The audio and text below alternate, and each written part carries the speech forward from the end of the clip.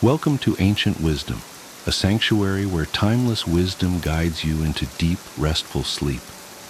Let the wisdom of the ages quiet your mind, ease your worries, and carry you gently into the night. If you're here to relax, reflect, and drift into peaceful slumber, you're exactly where you need to be.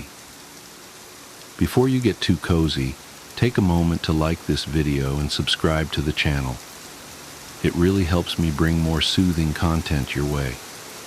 Also, I'd love to know, where are you tuning in from, and what time is it for you right now?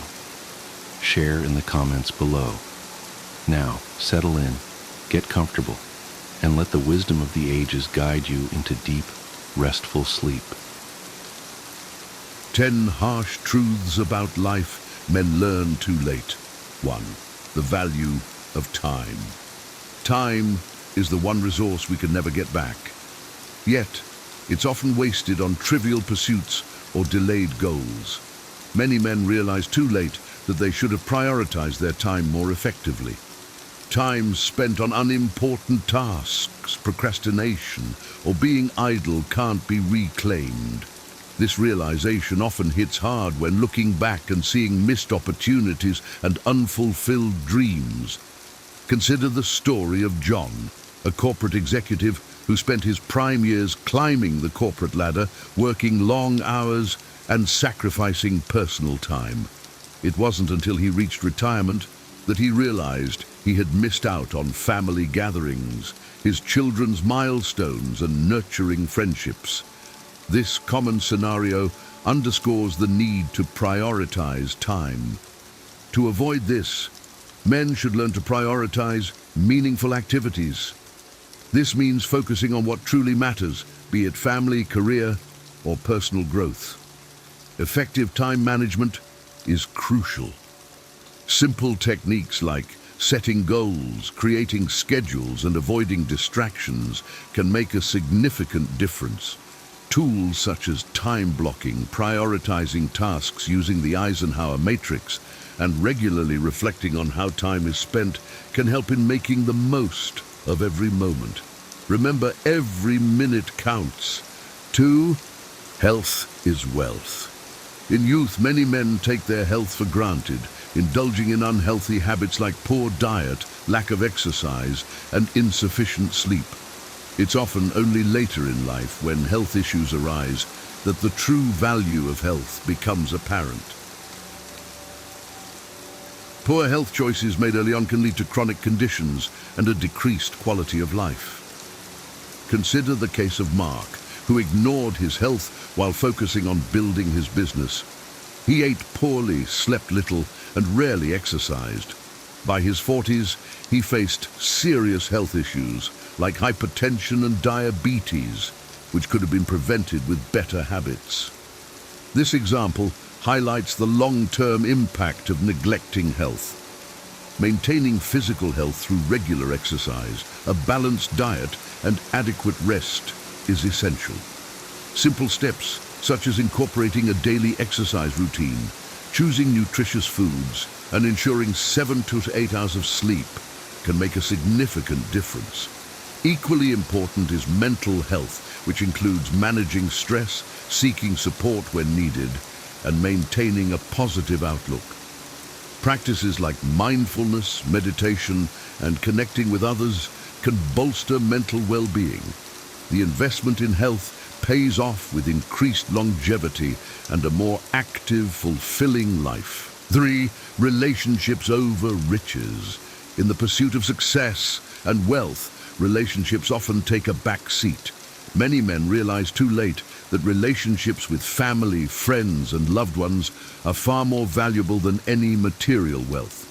Money can buy comfort, but not the deep, meaningful connections that provide true happiness and support. Take the story of Tom, who worked tirelessly to provide a luxurious lifestyle for his family, but found himself estranged from them due to his constant absence. It wasn't until a personal crisis hit that he realized his family, not his wealth, was his true support system. This realization came too late to mend some of the lost connections. Invest in time in building and nurturing relationships is crucial. This means spending quality time with loved ones, being present in the moment, and showing appreciation and love. Simple gestures like regular family dinners, participating in activities together, and expressing gratitude can strengthen bonds. A strong support network can provide emotional stability and joy, far outweighing any financial gains. Studies consistently show that strong social connections improve overall well-being and longevity. 4. Career is not your identity. Men often define themselves by their careers, equating job success with personal worth. This can lead to an identity crisis, especially if career goals aren't met or if they face job loss. It's important to recognize that a career is just one aspect of life and does not define a person's entire identity. Consider the example of Alex, a successful lawyer who faced an identity crisis when he lost his job due to company downsizing. His sense of self-worth plummeted because he had tied his identity entirely to his career. It was only through exploring hobbies and other interests that he rediscovered his self-worth and built a more balanced life. Balancing work with personal life is key. Pursuing hobbies, interests, and passions outside of work can provide fulfillment and a sense of self-worth. Engaging in activities like sports, arts, volunteering, or learning new skills can enrich life beyond the professional sphere. Understanding that personal value comes from within and not from professional achievements can lead to a more balanced and contented life. Diversifying one's identity by embracing various roles, such as being a parent, friend, or community member, can provide a more resilient sense of self. 5. Failure is part of success. Failure is often seen as a negative, but it's an inevitable part of the journey to success. Many successful men have faced numerous failures before achieving their goals. Understanding that failure is a stepping stone rather than a stumbling block can change one's perspective on setbacks. Consider the story of Steve Jobs, who was famously fired from Apple, the company he co-founded. Instead of being defeated, he used the experience to fuel his creativity, leading to the founding of Next and Pixar, and eventually returning to Apple to lead it to unprecedented success. His story exemplifies how failure can be a catalyst for greater achievements. Learning from mistakes, being resilient, and persisting despite failures are essential qualities. Resilience can be built through a growth mindset where challenges are seen as opportunities to learn and improve. Famous examples like Thomas Edison, who failed countless times before inventing the light bulb, demonstrate that persistence pays off. Embracing failure as a learning opportunity can lead to greater success in the long run. Analyzing failures, seeking feedback, and continuously improving are key strategies for turning setbacks into stepping stones. 6. You can't please everyone. Trying to please everyone is a futile effort that can lead to stress and dissatisfaction. It's impossible to meet everyone's expectations, and attempting to do so often means compromising one's own needs and values. Many men learn too late the importance of setting boundaries and prioritizing their own well-being. Consider the case of David, who always tried to meet everyone's expectations at work and in his personal life. This led to burnout and a loss of his sense of self. It wasn't until he learned to set boundaries and prioritize his own needs that he found true satisfaction and balance. Personal satisfaction and happiness should be the primary goals. This means making decisions based on one's own values and desires rather than seeking external approval. Learning to say no, understanding one's limits, and prioritizing self-care are essential skills. Dealing with criticism and standing up for oneself are necessary skills for maintaining integrity and personal fulfillment. Building assertiveness can help in communicating needs and setting boundaries effectively. 7. The importance of financial literacy. Financial literacy is often overlooked until financial problems arise. Understanding how to manage money, invest wisely, and plan for the future is crucial for financial stability and freedom. Many men realize too late the importance of budgeting, avoiding debt, and saving for retirement. Take the story of Jim, who lived paycheck to paycheck despite earning a good salary. It wasn't until he faced a financial crisis that he learned the importance of financial literacy.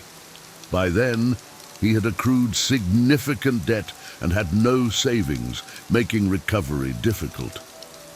Basic financial literacy includes creating and sticking to a budget, understanding investment options, and knowing the risks and benefits of different financial products.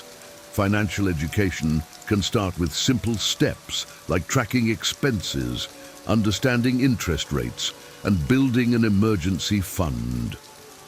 Avoiding high-interest debt and planning for long-term financial goals can prevent financial crises and ensure a secure future. Resources like financial advisors, online courses, and financial literacy programs can provide valuable knowledge and tools for managing finances effectively. Order to this 8. Change is inevitable. Life is constantly changing, and the ability to adapt is crucial. Many men resist change, preferring the comfort of familiarity. However, change is inevitable and often brings new opportunities. Embracing change and being flexible can lead to personal and professional growth. Consider the example of Rob, who resisted adopting new technologies in his job. As the industry evolved, he found himself struggling to keep up, eventually leading to job loss. It was only when he embraced continuous learning and adaptation that he was able to find a new, fulfilling career path. Viewing challenges as opportunities rather than obstacles can make a significant difference. Developing adaptability skills and maintaining a positive attitude towards change can help navigate life's uncertainties more effectively. Strategies for embracing change include continuous learning, staying open to new experiences, and practicing flexibility in thinking and actions. Building a mindset that welcomes change can turn potential disruptions into opportunities for growth and innovation. 9. Happiness comes from within. True happiness is not dependent on external circumstances, but comes from within. Many men spend their lives chasing external achievements and possessions, believing they will bring happiness. It's often realized too late that inner peace and contentment are the true sources of happiness. Consider the story of Mike, who spent years amassing wealth and accolades, only to find himself feeling empty and unfulfilled.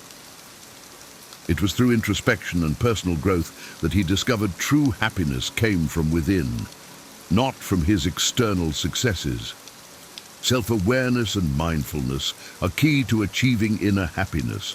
Practices such as meditation, journaling, and self-reflection can help in understanding one's own needs, desires, and emotions. Cultivating a positive mindset, practicing gratitude, and focusing on personal growth can lead to lasting contentment.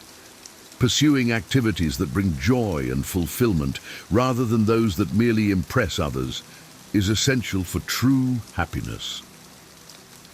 Building strong, internal foundations of self-worth and contentment can withstand external changes and challenges. 10.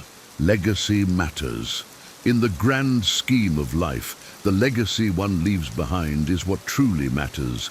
Many men realize too late that their actions and contributions have a lasting impact on others. Thinking about the legacy one wants to leave can guide life choices and actions. Consider the example of Sam, who spent most of his life focused on personal gain. It wasn't until he faced a major health scare that he began to think about his legacy.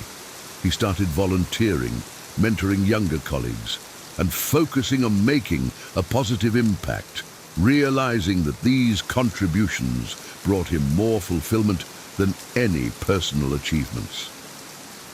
Making positive contributions to society, helping others, and living a meaningful life can create a lasting legacy. Reflecting on the impact of one's actions and striving to make a difference can lead to a more fulfilling and purposeful life. Legacy-building activities can include volunteering, mentoring, creating or supporting charitable initiatives, and making a positive impact in everyday interactions. Thinking long-term and focusing on the greater good can guide actions towards making a meaningful and lasting contribution to the world. Conclusion. These harsh truths often come with age and experience. Recognizing them early can lead to more informed and meaningful choices. Prioritizing time, health, relationships, and personal fulfillment over material gains and external validation can lead to a more balanced and contented life. Embracing failure, change, and financial literacy, while understanding that true happiness comes from within, can help navigate life's challenges more effectively. Ultimately, thinking about the legacy one leaves behind can guide actions towards making a positive impact. Here are 10 types of people you should never trust or respect, and understanding why will transform the way you approach relationships. Some individuals may seem harmless at first glance, but their behaviors can create chaos, drain your energy, or lead you astray from your own growth. It's not just about avoiding negativity, it's about protecting your peace and staying aligned with your values. Each of these personality types challenges your ability to live a balanced, virtuous life. Think about how much time and energy are wasted dealing with people who lie, manipulate, or disrupt your focus. Imagine the relief of knowing exactly who to steer clear of and why. By identifying these toxic traits, you can set boundaries that safeguard your mental clarity and personal integrity. What's more, Stoicism, the ancient philosophy of resilience and rational living, offers timeless wisdom to navigate these challenges. As we explore each type of person, you'll discover actionable insights rooted in Stoic principles that will empower you to reclaim control and focus on what truly matters. 1. The dishonest.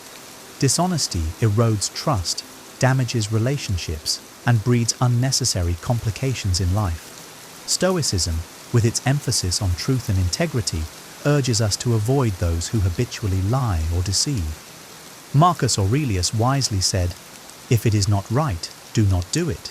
If it is not true, do not say it." This straightforward principle serves as a moral compass, guiding us to align with people who value honesty. Imagine this. You have a co-worker who regularly exaggerates their contributions to projects or withholds crucial information to make themselves look better. At first, their behavior might seem like a minor inconvenience, but over time, their dishonesty creates distrust among team members, delays progress, and fosters resentment. This not only affects your professional environment, but also weighs heavily on your mental peace. A Stoic would recognize the long-term harm of associating with such a person and distance themselves from their influence. Take another example from personal life. A friend who tells small lies to avoid accountability. Perhaps they consistently cancel plans with elaborate excuses that don't add up. These patterns chip away at the foundation of trust. Seneca reminds us that truth never perishes, meaning lies eventually surface, leaving damage in their wake. On the other hand, consider someone who admits their mistakes openly and strives to do better. Their honesty not only strengthens your relationship, but also inspires you to uphold the same virtue. Surrounding yourself with truthful individuals reinforces your commitment to live in alignment with reason and morality. Dishonest people disrupt the harmony Stoicism aims to cultivate. Their presence complicates what should be simple and straightforward. To protect your integrity and peace of mind, heed the Stoic advice. Trust those who walk in truth, and never grant respect to those who habitually betray it. The manipulative. Manipulators distort reality to serve their own needs, often at the expense of others. Stoicism teaches us to guard against such influences by maintaining control over our thoughts and emotions. Epictetus warned, "Whoever is going to make you angry is your master." This advice reminds us that manipulators thrive by exploiting our emotions, anger, guilt, fear, or even love, to bend us to their will. Consider a scenario where a colleague frequently flatters you but subtly pressures you into taking on their workload. At first, their charm may feel genuine, but as time passes, you realize their compliments come with hidden motives. They appeal to your sense of responsibility or guilt, leaving you overburdened while they shirk their duties. A Stoic would recognize this behavior and set clear boundaries, refusing to let manipulation dictate their actions. In personal relationships, manipulation can be even more insidious. Imagine a partner who constantly plays the victim, using emotional guilt to control your decisions. They might say things like, "If you really loved me, you'd do this for me." Over time, their tactics erode your sense of autonomy and self-respect. Stoic wisdom teaches us to evaluate such behavior objectively, separating emotion from reason. Marcus Aurelius urged, "You have power over your mind, not outside events. Realize this, and you will find strength." To counter manipulation, a Stoic practices discernment and self-awareness. They remain anchored in their values and avoid reacting impulsively to emotional appeals. By focusing on what they can control, their thoughts, choices, and actions, they neutralize the manipulator's power. Manipulative individuals compromise your peace and autonomy. Trust and respect should only be extended to those who communicate openly and act with integrity. As a Stoic, hold firm to your principles and never let the manipulative govern your path. 3. The envious. Envy is a corrosive emotion, often disguised as passive-aggressive behavior or subtle undermining. Envious people may resent your success, happiness, or achievements, even if they don't openly admit it. Stoicism teaches us to recognize envy as a sign of discontentment and insecurity. As Seneca observed, "It is the mark of a great soul to scorn great things and prefer that which is ordinary." The envious, by contrast, are consumed by comparison and lack gratitude for their own lives. Imagine you've earned a promotion at work, and a colleague's congratulations feel forced or insincere. Soon after, they begin to nitpick your decisions or spread rumors about how you lucked into your new role. Their envy not only poisons their own happiness, but also introduces negativity into your life. A Stoic approach would involve acknowledging their behavior without taking it personally. Epictetus reminds us, "It is not what happens to you, but how you react to it that matters." Focus on your goals and let their resentment roll off your back. In friendships, envy can manifest as a lack of support or even sabotage. Picture a friend who criticizes your choices or downplays your achievements.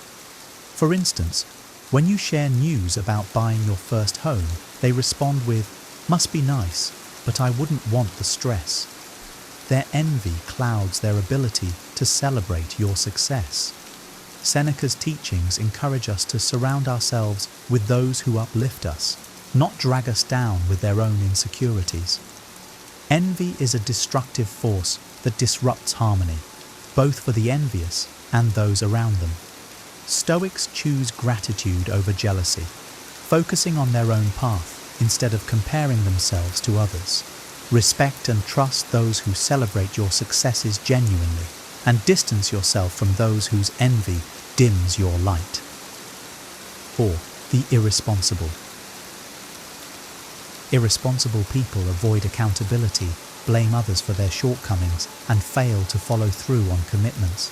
In Stoic philosophy, responsibility and self-discipline are essential virtues. Epictetus reminds us, freedom is the only worthy goal in life. It is won by disregarding things that lie beyond our control. Irresponsible individuals, however, relinquish their freedom by neglecting their own duties, often pulling others into the chaos they create. Consider a teammate who consistently misses deadlines, leaving you scrambling to compensate for their lack of effort. At first, you might excuse their behavior, thinking they're simply overwhelmed. But over time, their pattern of neglect becomes clear. Their irresponsibility creates unnecessary stress for you, undermining your peace and productivity. A Stoic would recognize the importance of setting boundaries, ensuring their own efforts aren't wasted by someone else's failure to act responsibly. In personal relationships, irresponsibility can take a heavy toll. Imagine a friend who borrows money repeatedly but never repays it, always making excuses or promising to get it back to you soon. Their behavior reflects a lack of respect for your resources and trust. Marcus Aurelius advised us to focus on what is within our control, and part of that involves choosing relationships with those who honor their obligations. Stoics understand that responsibility is the foundation of progress. As Seneca noted, luck is what happens when preparation meets opportunity.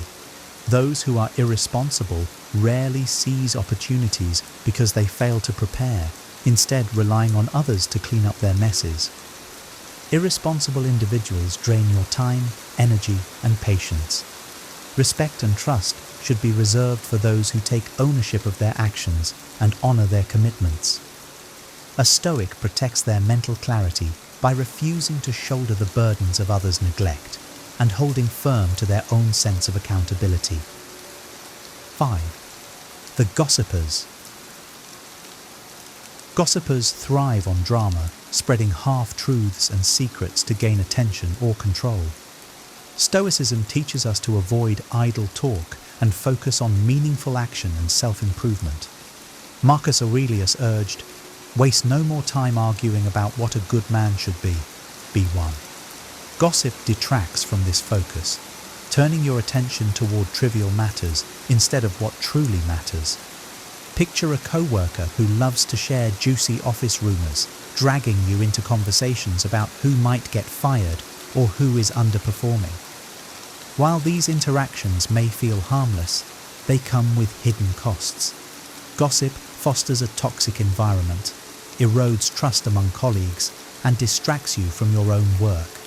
A Stoic would refrain from participating, recognizing that gossip not only wastes time, but also compromises personal integrity. In personal life, gossip can be even more damaging. Imagine a friend who frequently discusses others' personal issues behind their backs. Today, they're sharing someone else's secrets, but tomorrow, it could be yours. As Seneca advised, associate with those who will make a better man of you. Welcome those whom you yourself can improve. Gossipers rarely inspire growth. Instead, they pull you into negativity and superficiality. Engaging in gossip also puts your peace of mind at risk. The Stoic principle of focusing only on what you can control is vital here. You can't control what others do or say, but you can control whether you participate. When approached with gossip, redirect the conversation or distance yourself from the individual. Gossipers add no value to your life and often detract from your focus and character. Trust and respect should be reserved for those who speak with purpose and integrity. A Stoic prioritizes truth, meaningful interactions, and self-discipline over indulging in harmful chatter. 6. The ungrateful. Ungrateful individuals take what they have for granted, often focusing on what's lacking instead of appreciating what they've been given. Stoicism emphasizes gratitude as a cornerstone of a virtuous life. Seneca wrote, "Nothing is more honorable than a grateful heart." Ungrateful people by contrast, drain energy and foster resentment, disrupting the harmony Stoicism aims to cultivate. Imagine a co-worker who always complains about their workload, the office environment, or their pay, despite having a stable job in a struggling economy. No matter how much you or others support them, their lack of gratitude leaves them perpetually dissatisfied. Over time, their negativity begins to weigh on your own outlook, pulling you into their cycle of discontent. A Stoic would recognize this as harmful and choose to focus instead on what they can appreciate and control. In personal relationships, dealing with ungrateful people can feel even more disheartening. Picture a family member who dismisses your efforts to help, whether it's offering financial support, emotional care, or practical assistance. Instead of saying, "Thank you," they respond with, "Why didn't you do more?" This kind of attitude diminishes your goodwill and can breed frustration. Stoic wisdom reminds us that the act of giving or helping should stem from virtue, not expectation. But that doesn't mean tolerating chronic ingratitude. Practicing gratitude, on the other hand, fosters resilience and joy. Marcus Aurelius often reflected on the blessings in his life, writing, "When you arise in the morning, think of what a privilege it is to be alive, to think, to enjoy, to love." Surrounding yourself with people who share this perspective strengthens your ability to live a fulfilled life. Ungrateful individuals detract from your sense of purpose and positivity. A Stoic extends trust and respect to those who acknowledge and value the good in life, leaving behind those who only see what's missing. 7. The overly cynical. Cynicism, when unchecked, becomes a destructive force. While skepticism can be healthy, overly cynical people view the world through a lens of distrust and negativity, dismissing hope and possibility. Stoicism, by contrast, encourages resilience and rational optimism, even in challenging times. Marcus Aurelius wrote, "You have power over your mind, not outside events. Realize this, and you will find strength." Cynics fail to exercise this power, choosing despair instead of constructive action. Imagine a co-worker who constantly predicts the failure of new initiatives or belittles efforts to improve the workplace. Their constant refrain of "it'll never work" or "why bother" not only dampens morale, but also discourages innovation. Over time, their negativity creates a toxic atmosphere that stifles progress. A Stoic would recognize the futility of entertaining such pessimism, focusing instead on their own efforts and how they can contribute meaningfully, regardless of others' attitudes. In personal relationships, overly cynical individuals often dismiss your dreams and aspirations. Picture a friend who rolls their eyes when you share plans to start a business, saying, "Most startups fail. Why risk it?" Their cynicism projects their own fears and limitations onto you, eroding your confidence. Epictetus reminds us, "It is impossible for a man to learn what he thinks he already knows." Cynics are often trapped by their unwillingness to see new possibilities or embrace growth. While life is unpredictable and challenges are inevitable, Stoics choose to confront difficulties with reason and optimism. They understand that while outcomes are uncertain, the effort to act virtuously and purposefully is always worthwhile. Overly cynical people can drag you down, obscuring opportunities for growth and joy. A Stoic surrounds themselves with those who inspire and uplift, leaving behind those who cling to negativity and doubt. Respect and trust those who see potential, not just problems. 8. The arrogant. Arrogance blinds individuals to reason and humility, two essential virtues in Stoic philosophy. The arrogant inflate their own self-importance, often dismissing the value or contributions of others. Stoicism teaches that wisdom lies in recognizing how much we don't know. As Marcus Aurelius observed, it is impossible for a man to learn what he thinks he already knows. Imagine a manager who refuses to listen to feedback, assuming their position makes them infallible. they ignore valuable input from their team, leading to poor decisions and workplace tension. Their arrogance not only damages morale, but also stifles growth for themselves and everyone around them. A Stoic would recognize this behavior as a failure of humility and reason, qualities essential for leadership and collaboration.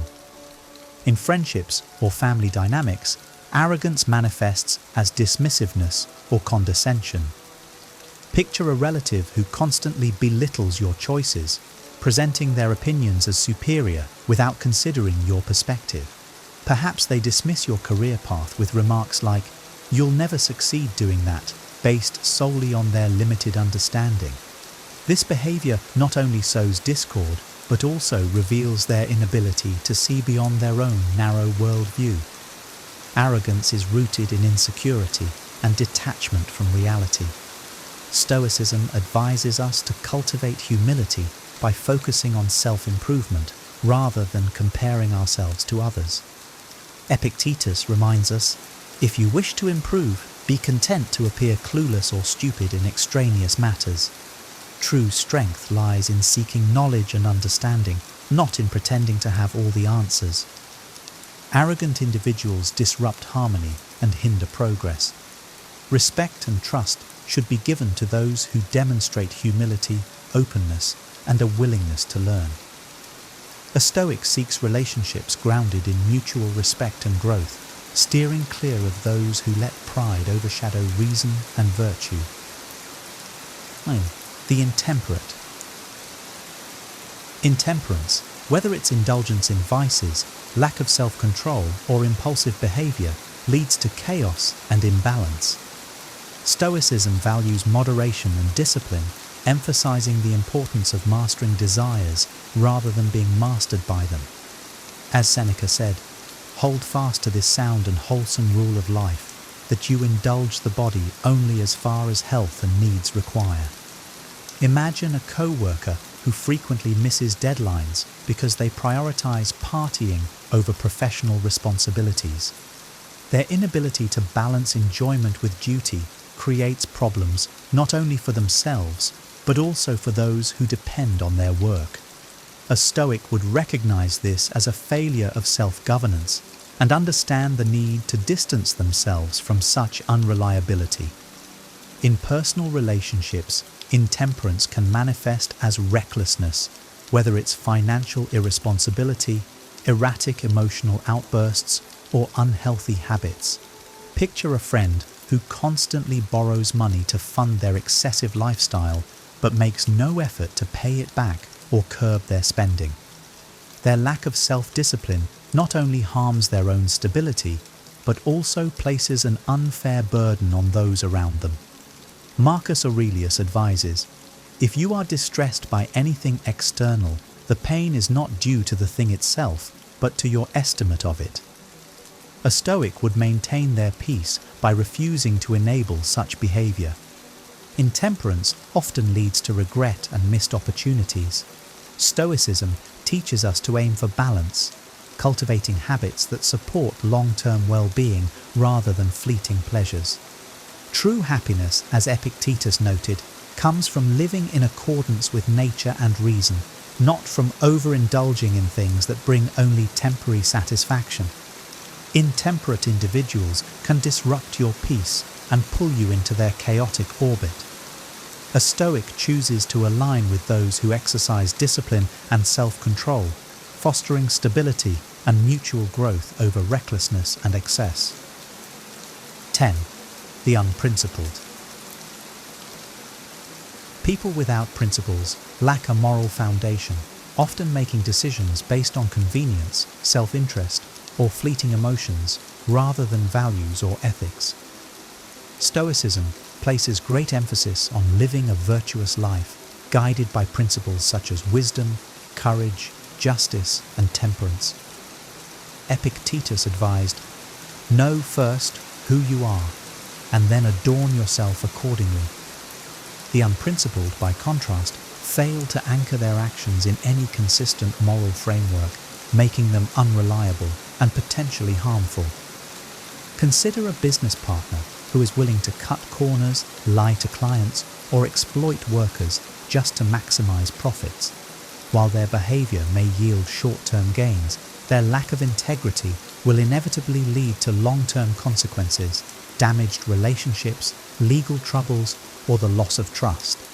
A Stoic would refuse to associate with such a person, knowing that aligning with unprincipled individuals compromises their own values.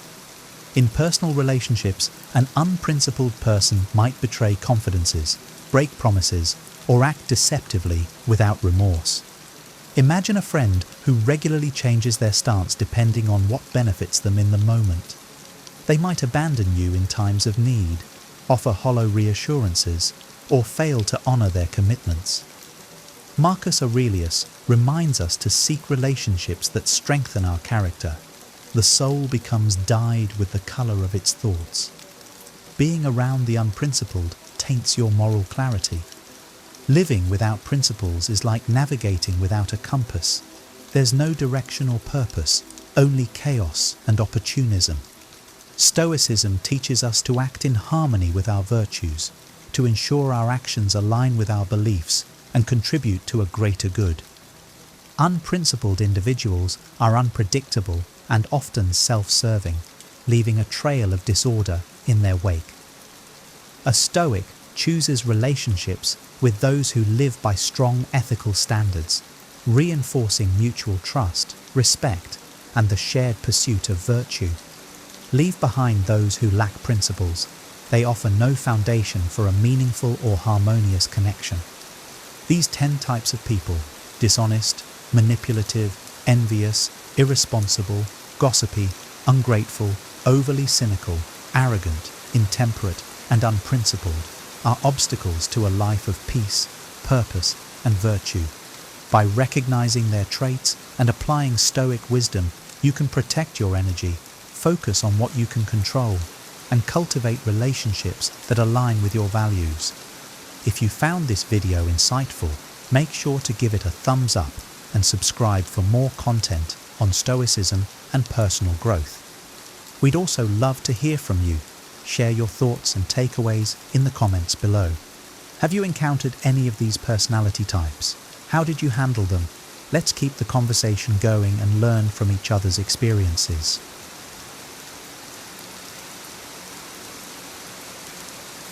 Have you ever felt worn out from always being the helpful friend, the accommodating colleague, or the ever-giving family member? While kindness is a virtue, excessive generosity without boundaries can lead to burnout, resentment, and a sense of being unappreciated. How can we balance our innate desire to help others with the essential need to take care of ourselves? The answer lies in the wisdom of Stoicism. In this video, we'll explore how to balance kindness with self-care using Stoic principles. We'll uncover the art of setting boundaries, giving without expecting reciprocity, and recognizing when to step back, all while maintaining our emotional resilience and fostering meaningful relationships. By the end, you'll have practical tools to ensure your kindness is sustainable, fulfilling, and enriching for both you and those around you. Let's dive into the journey of becoming kinder to others while being kind to ourselves. 1. Set limits on requests. Continuous accommodation of others' requests can drain your energy and hinder their growth. Stoicism emphasizes the need for boundaries to maintain emotional well-being and encourage self-reliance in others. Imagine you have a colleague who constantly asks for your help with tasks they could handle themselves. While assisting them initially seems kind, over time it becomes a burden, impacting your productivity and well-being. Moreover, your colleague doesn't develop the skills needed to work independently. Setting limits in such situations is essential. You might say, I can help you with this project today, but moving forward, let's discuss how you can handle similar tasks on your own. This approach not only protects your energy, but also encourages your colleague to develop their capabilities. Stoicism teaches that true generosity involves empowering others rather than enabling dependency. By setting boundaries, you create a healthier dynamic where your kindness is appreciated and sustainable. This way, your relationships become more balanced and respectful, fostering mutual growth and understanding. 2.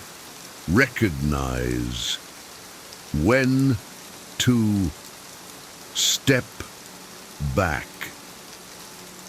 It's important to recognize when your kindness is being exploited. Stoicism advises you to step back and reassess such situations to protect your well-being and avoid being taken advantage of. Consider a friend who frequently borrows money from you but never repays it. While you want to be helpful, this behavior starts to strain your finances and trust. In such cases, stepping back means having a candid conversation about boundaries. You might say, "I value our friendship, but I need to set limits on lending money. It's important for both of us to manage our finances responsibly." This direct yet respectful approach helps maintain your self-respect and financial stability. Stoicism emphasizes self-respect and discernment. By recognizing and addressing exploitation, you prevent resentment from building up. This ensures that your kindness remains genuine and not coerced. Moreover, it teaches others to respect your boundaries and encourages healthier, more reciprocal relationships. 3. Healthy boundaries enhance relationships. By setting boundaries, you ensure that your kindness is sustainable and enriching for both you and others. This balanced approach leads to more meaningful and fulfilling relationships. Imagine you're always available to listen to a friend's problems, even at the expense of your own needs. Over time, you may feel drained and unappreciated. Setting healthy boundaries might look like saying, "I care about you and want to support you, but I need to make sure I have time for my own self-care too." This not only protects your well-being, but also encourages your friend to seek diverse support systems and become more self-reliant.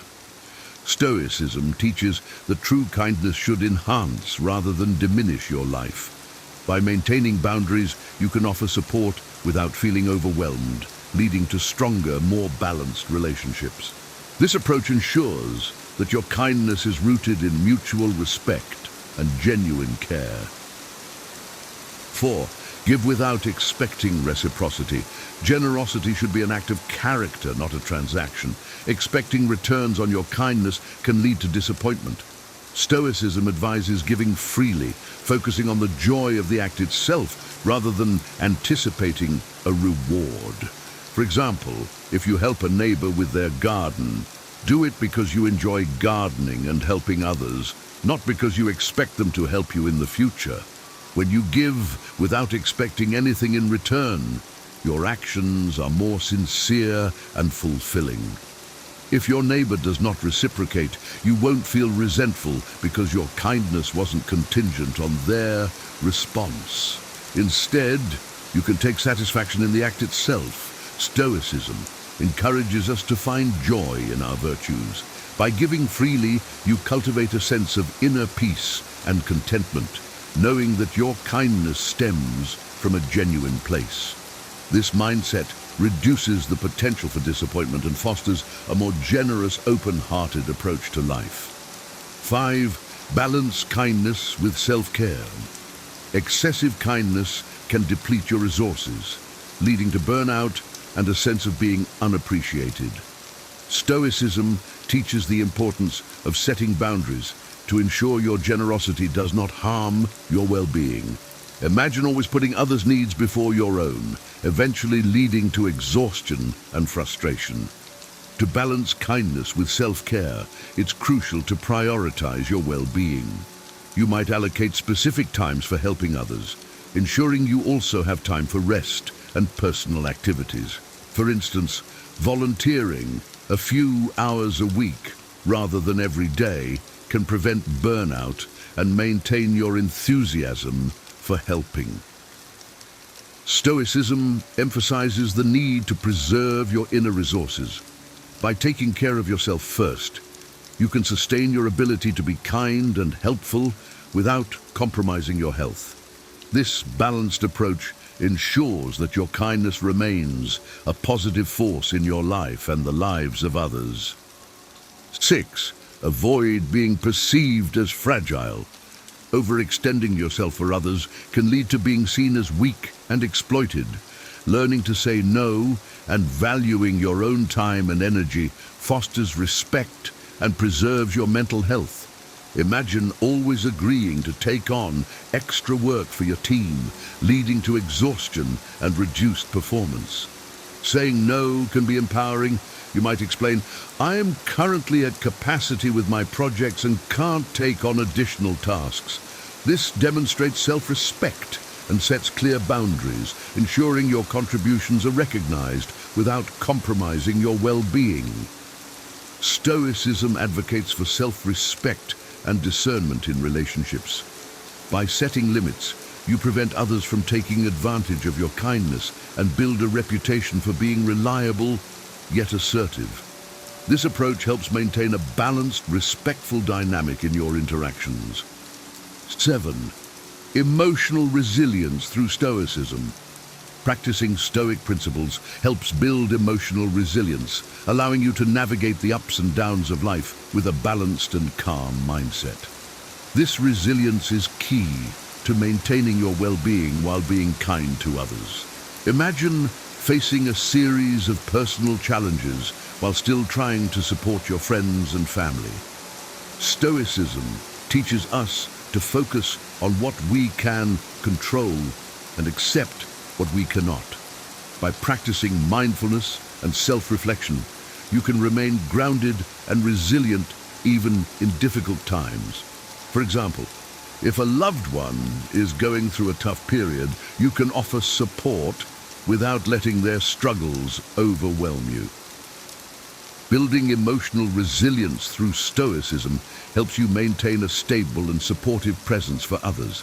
This inner strength allows you to be kind and compassionate without sacrificing your own mental health. It's a powerful tool for sustaining your well-being and positive influence in the lives of those around you. 8 in 8. Kindness as a reflexion of character. Stoicism teaches that true kindness should be a reflection of your character and not dependent on external validation. This internal motivation ensures that your acts of generosity are fulfilling and self-sustaining. Consider volunteering at a local charity because it aligns with your values, not because you seek praise or recognition. When kindness is rooted in your character, it becomes a natural part of who you are. You find joy in the act itself, and your generosity is more consistent and genuine. If others appreciate your efforts, it's a bonus, but not your primary motivation. Stoicism encourages us to develop virtues that are intrinsic to our character.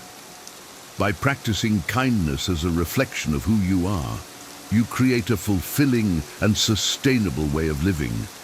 This approach ensures that your generosity is both meaningful and enduring, enriching your life and the lives of those around you. 9. Self-care is not selfish. Taking care of your own needs first is crucial. Stoicism teaches that you can't genuinely help others if you are depleted. Prioritizing self-care allows you to be a more effective and compassionate helper. Imagine always putting others first, eventually feeling overwhelmed and unable to support anyone effectively. Self-care might involve setting aside time each day for activities that rejuvenate you, such as exercise, meditation, or hobbies.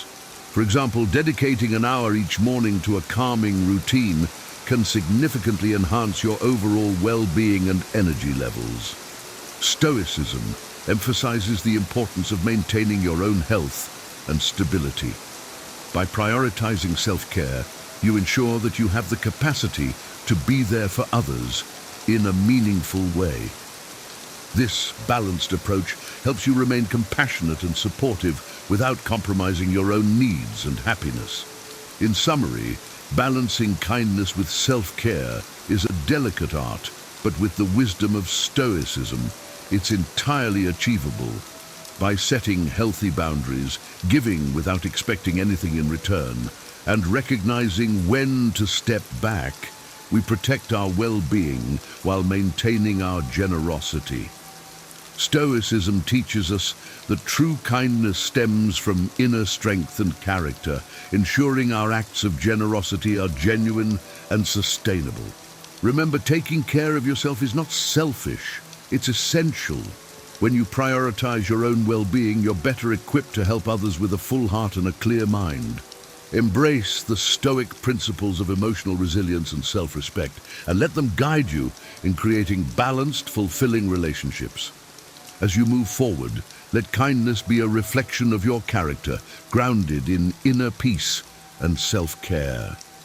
By doing so, you'll find that your generosity not only enriches the lives of others, but also enhances your own, creating a harmonious balance that benefits everyone. Thank you for joining us on this journey to wiser, more balanced kindness. Today we're diving into 10 powerful habits that, in just 1 week, sparked incredible changes in my life. I know what you're thinking. Can such transformation happen so quickly? I wouldn't believe it either if I hadn't experienced it myself. These aren't your usual self-help tricks, but deep, practical habits that brought clarity, calm, and real growth. From struggles to breakthroughs, I've tested each one, and the impact has been life-altering. So grab a coffee, settle in, and stick around, because by the end, you'll have actionable, realistic steps that you can start today, complete with some personal stories that show just how powerful these habits can be. Let's jump in. Habit 1. Practicing daily gratitude. This habit was simple yet incredibly uplifting. Each morning I started listing 3 things I was grateful for, from big accomplishments to small moments of joy. Reflecting on the positives grounded me and shifted my focus toward abundance, making challenges feel more manageable. It's easy to get caught up in the stresses of daily life, but gratitude brings us back to what's truly important. If you're feeling overwhelmed, try writing down a few things you're thankful for each morning. You might be surprised by how much lighter and more positive it makes you feel. Habit 2. Journaling. Journaling was something I'd always thought of as just for deep thinkers, but dedicating 10 minutes each night to write about my day changed everything. I started with simple notes about what made me happy, what I struggled with, and soon it became a space for real self-reflection. The habit revealed patterns in my thoughts, fears, and desires.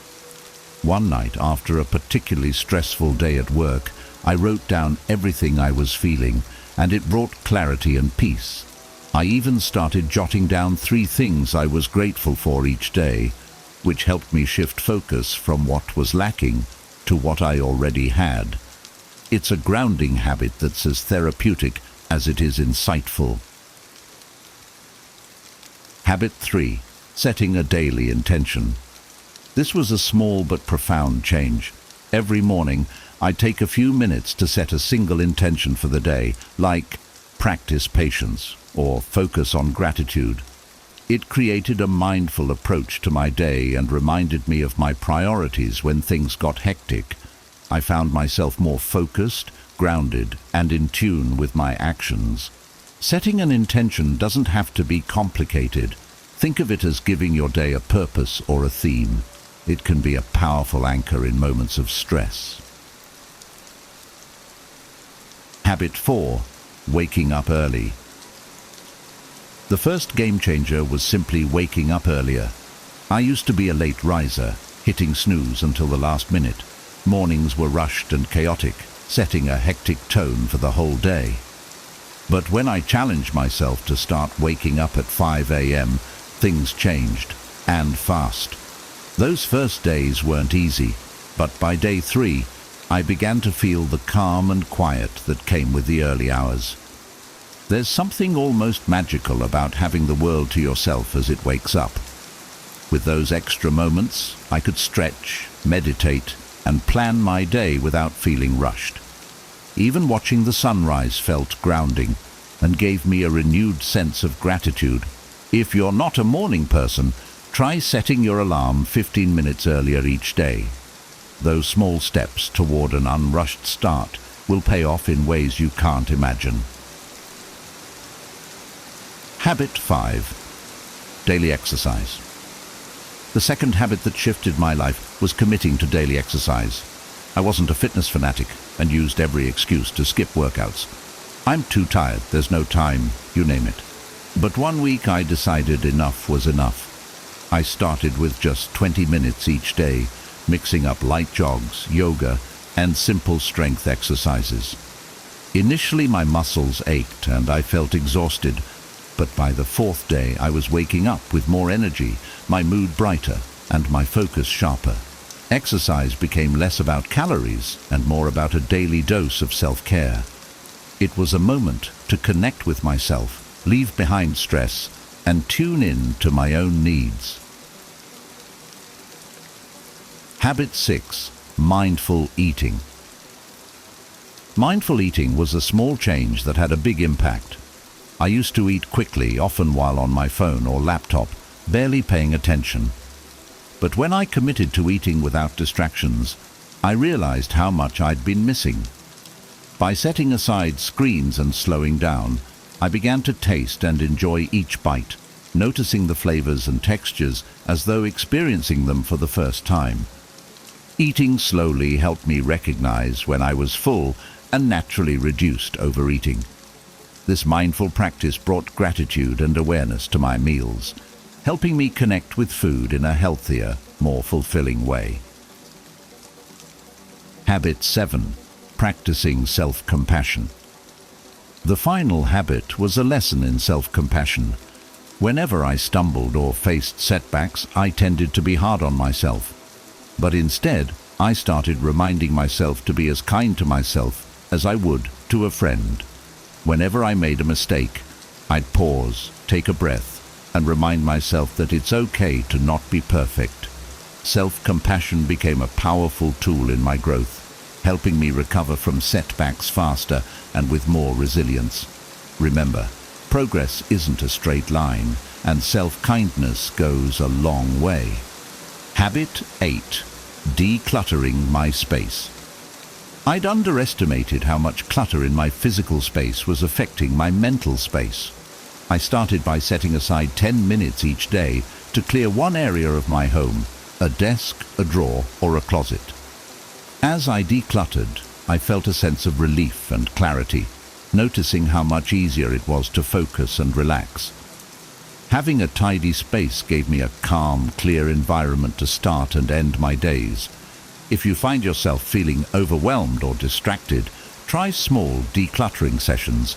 It's amazing how much peace a clean space can bring. Habit 9. Limiting screen time. Limiting screen time was one of the harder habits to tackle. Our screens have become our lifelines, but I realized they were draining my energy, affecting my sleep, and distracting me from the present. I set a daily limit of 1 hour for non-essential screen use, which was tough but enlightening. Suddenly I had extra time to read, go for a walk, and reconnect with forgotten hobbies. I even found my sleep improving as I left my phone out of my bedtime routine. Reclaiming that time helped me be more present, more engaged, and less anxious. If you're struggling to cut back, start by setting small limits and see how it feels. Habit 10. Learning something new. Every day, whether it's reading a few pages of a book, listening to a podcast, or trying out a new skill, committing to learning each day brought a refreshing sense of growth. I realized I was often stuck in my routine, And by setting aside even 10-15 minutes for learning, I open myself to new ideas and perspectives. It could be as simple as a few words in a new language or watching an educational video. Learning daily keeps your mind sharp and adds a little spark of excitement to each day. It's a reminder that growth doesn't have to be big or immediate. It's in those consistent small steps. Each of these 10 habits has been transformative in its own way, contributing to a more mindful, balanced, and fulfilling life. If any of these resonate with you, try incorporating one or two into your week. Start small, embrace the process, and remember, it's about progress, not perfection. Share your thoughts below. I'd love to hear which habits you're trying, or if you have questions on how to start. And of course, if you found this helpful, don't forget to like, subscribe, and hit the notification bell for more life-changing insights. Thanks for joining me on this journey. Remember, small steps can lead to massive transformations. See you in the next video, and keep being awesome. Imagine living in a world where truth is a rare commodity, a landscape dominated by elaborate fabrications and deceit. You never know when the next lie will surface, leaving you constantly on edge, questioning every word and action. This is the world created by a pathological liar, an individual whose web of deceit permeates every aspect of their existence. They don't just lie occasionally. Their falsehoods are a constant, insidious presence. Unlike the occasional fib most people might tell, pathological liars thrive on manipulation, weaving intricate stories that distort reality. They present themselves as trustworthy and reliable, but beneath the facade lies a sinister intent. The deception is so convincing that it becomes difficult to discern what is real. The constant uncertainty destabilizes those around them, creating a climate of confusion and mistrust. As Epictetus, the Stoic philosopher, taught, integrity and honesty are the bedrocks of a virtuous life. Pathological liars erode these foundations, making it essential to recognize and address their behavior. Their deceitful actions demand vigilance and discernment to protect yourself and maintain your peace of mind. It's crucial to understand how to navigate interactions with such individuals. Here are 10 powerful ways to deal with pathological lying, grounded in wisdom and the principles of Stoic philosophy. Number 1, recognize the signs. Recognizing the signs of pathological lying is the first step in protecting yourself from the corrosive effects of deceit. Unlike occasional falsehoods, pathological lies are pervasive and woven into the fabric of the liar's daily interactions. These lies are often elaborate, detailed, and constructed to create a convincing narrative. The pathological liar may present themselves as trustworthy and reliable, but inconsistencies will start to surface over time. Notice if their stories often seem too good to be true, frequently contradict themselves, or lack verifiable details. The Stoic philosopher Epictetus taught that we must be vigilant and discerning, grounding ourselves in reality to see through deception. By remaining observant and questioning the veracity of their claims, we begin to peel away the layers of falsehood and reveal the truth. This recognition is not about becoming paranoid or overly suspicious, but about developing a keen sense of awareness. The path to wisdom and integrity starts with the ability to distinguish truth from falsehood, and recognizing the signs of pathological lying is a crucial first step in that journey. Number 2, set clear boundaries. Setting clear boundaries is essential when dealing with a pathological liar. Boundaries serve as a protective barrier, safeguarding your integrity and emotional well-being. Pathological liars often test limits, seeking to manipulate and control situations to their advantage. By defining what behavior is acceptable and what is not, you establish a firm line that cannot be crossed. This act of setting boundaries is a testament to your self-respect and commitment to truth. Epictetus emphasized the importance of self-control and maintaining one's principles. In dealing with deceit, It is imperative to be firm and consistent with your boundaries. Clearly communicate your expectations and the consequences of crossing those boundaries. This clarity not only protects you, but also signals to the liar that their behavior is unacceptable. It is a demonstration of your resolve to live by the values of honesty and integrity. Remember, boundaries are not about punishment. They are about self-preservation and maintaining a healthy environment where truth can thrive. Number 3, seek evidence. In the face of pathological lying, seeking evidence becomes a vital practice. Verifying claims and cross-checking information are tools of discernment that help you navigate the web of deceit.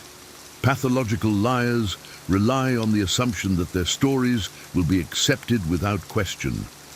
By seeking evidence, you disrupt this assumption and bring truth to the forefront.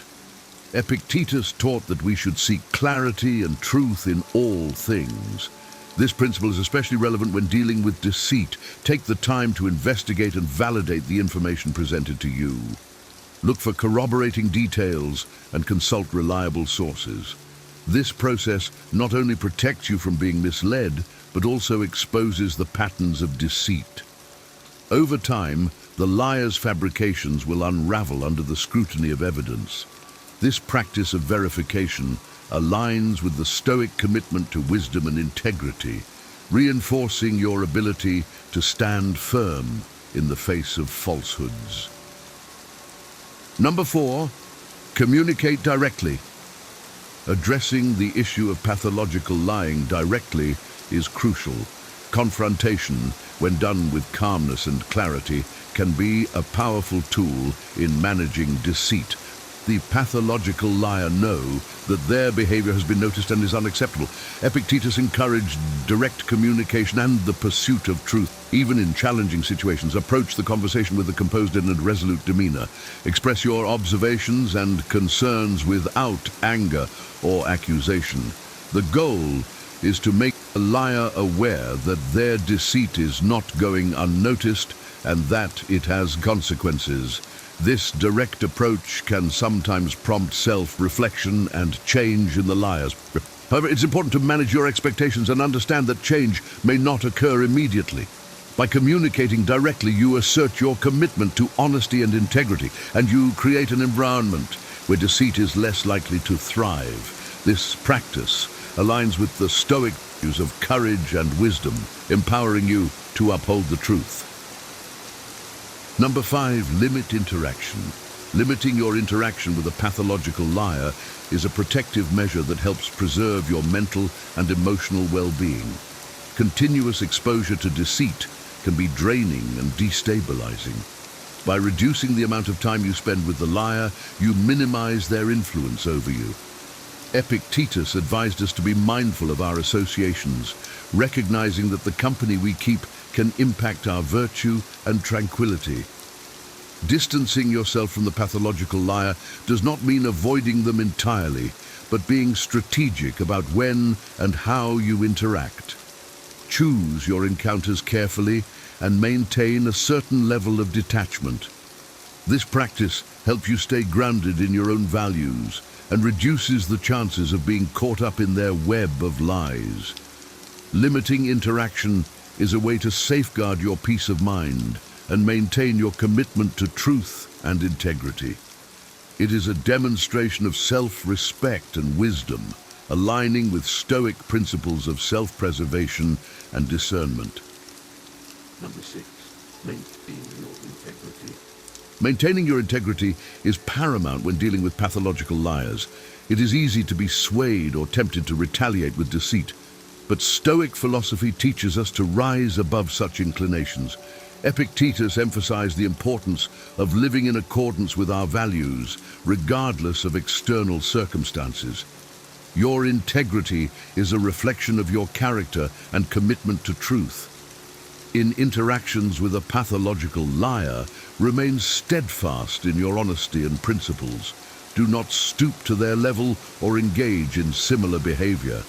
By upholding your integrity, you set a powerful example and reinforce your own moral compass.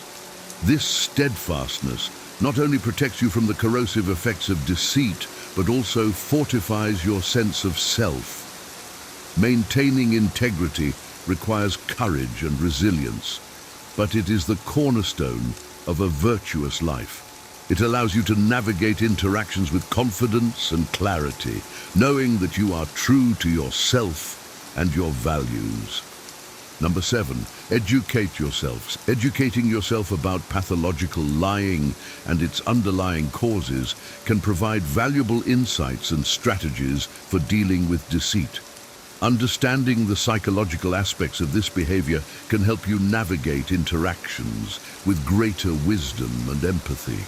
Pathological lying is often rooted in deeper issues, such as personality disorders or past traumas. By learning more about these factors, you can approach the situation with a more informed perspective. Epictetus taught that knowledge and understanding are essential for living a virtuous life. Take the time to research and educate yourself about the nature of pathological lying. This knowledge will equip you with the tools to identify and respond to deceit more effectively.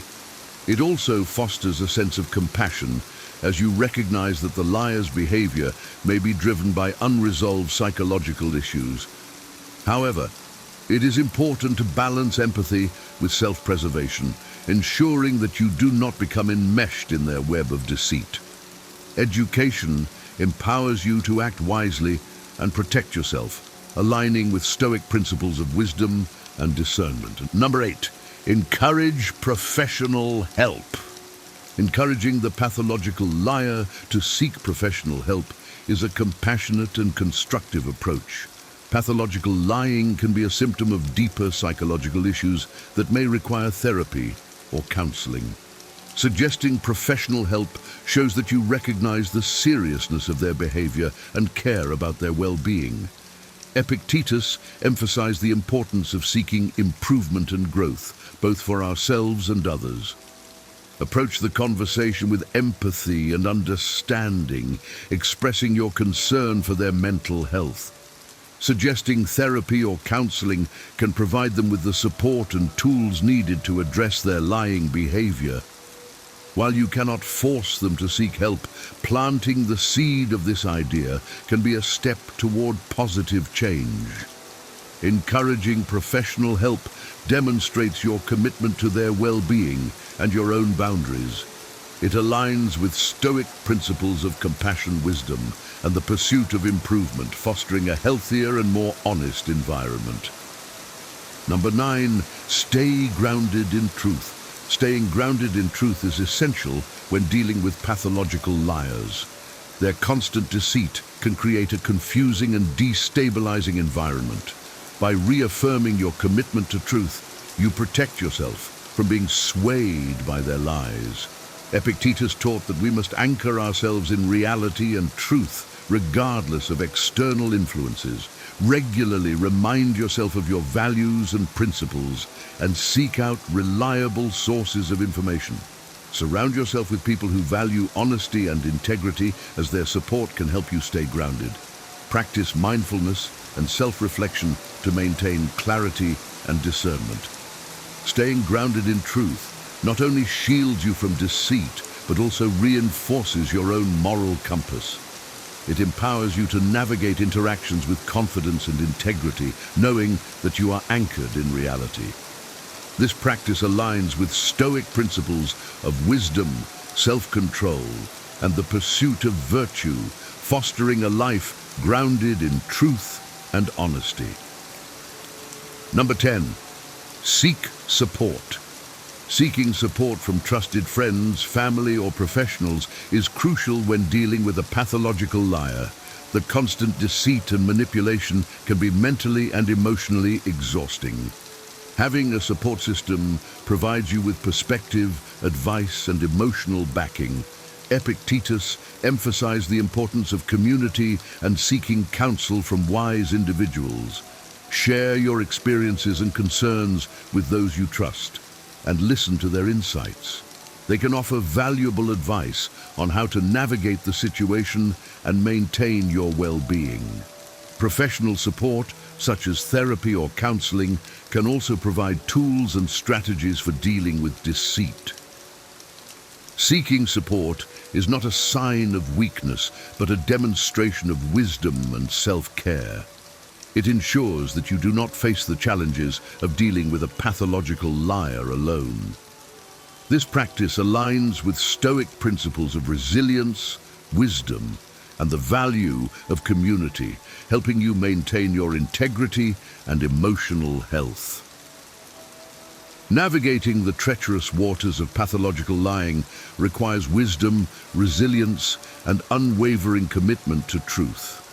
By recognizing the signs, setting firm boundaries, seeking evidence, and maintaining your integrity, you arm yourself against the corrosive effects of deceit.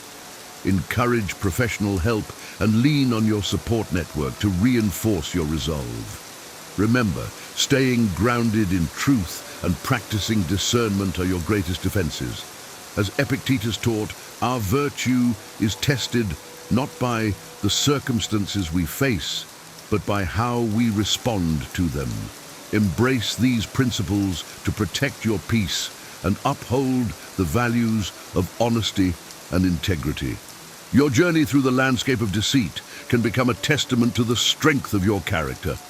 We'd love to hear your thoughts and experiences. Have you ever dealt with a pathological liar? How did you handle it? Share your stories and insights in the comments below, and let's continue this important conversation together.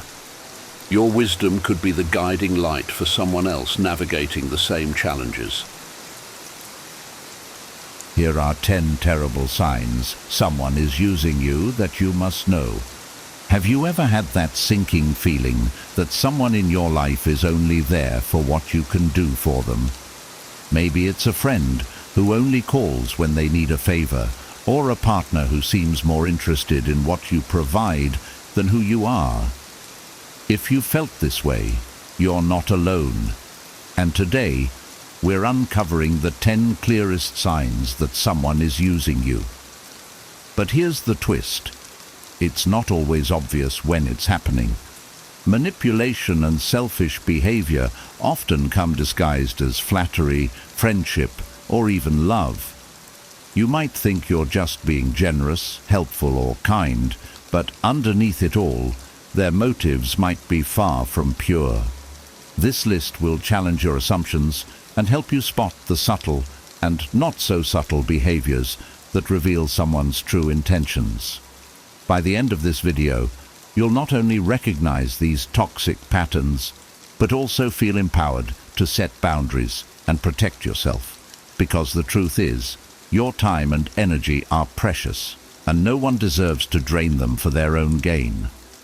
Let's dive in and uncover these 10 terrible signs, starting with one you've likely experienced before, but may not have recognized for what it truly is.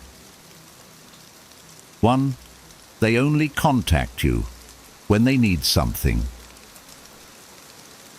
Have you ever noticed that someone only texts or calls when they need a favor?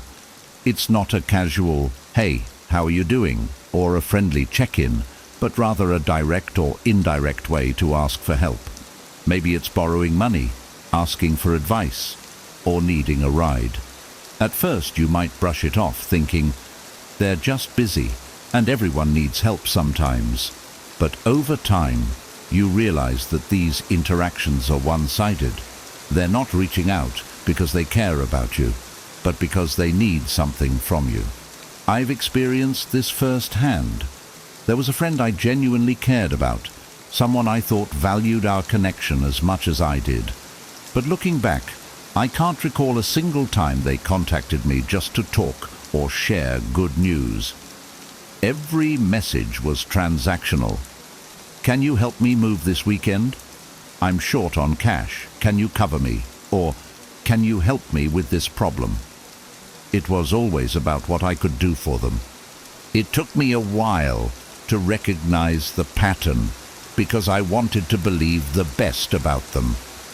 This behavior can make you feel like a tool rather than a person.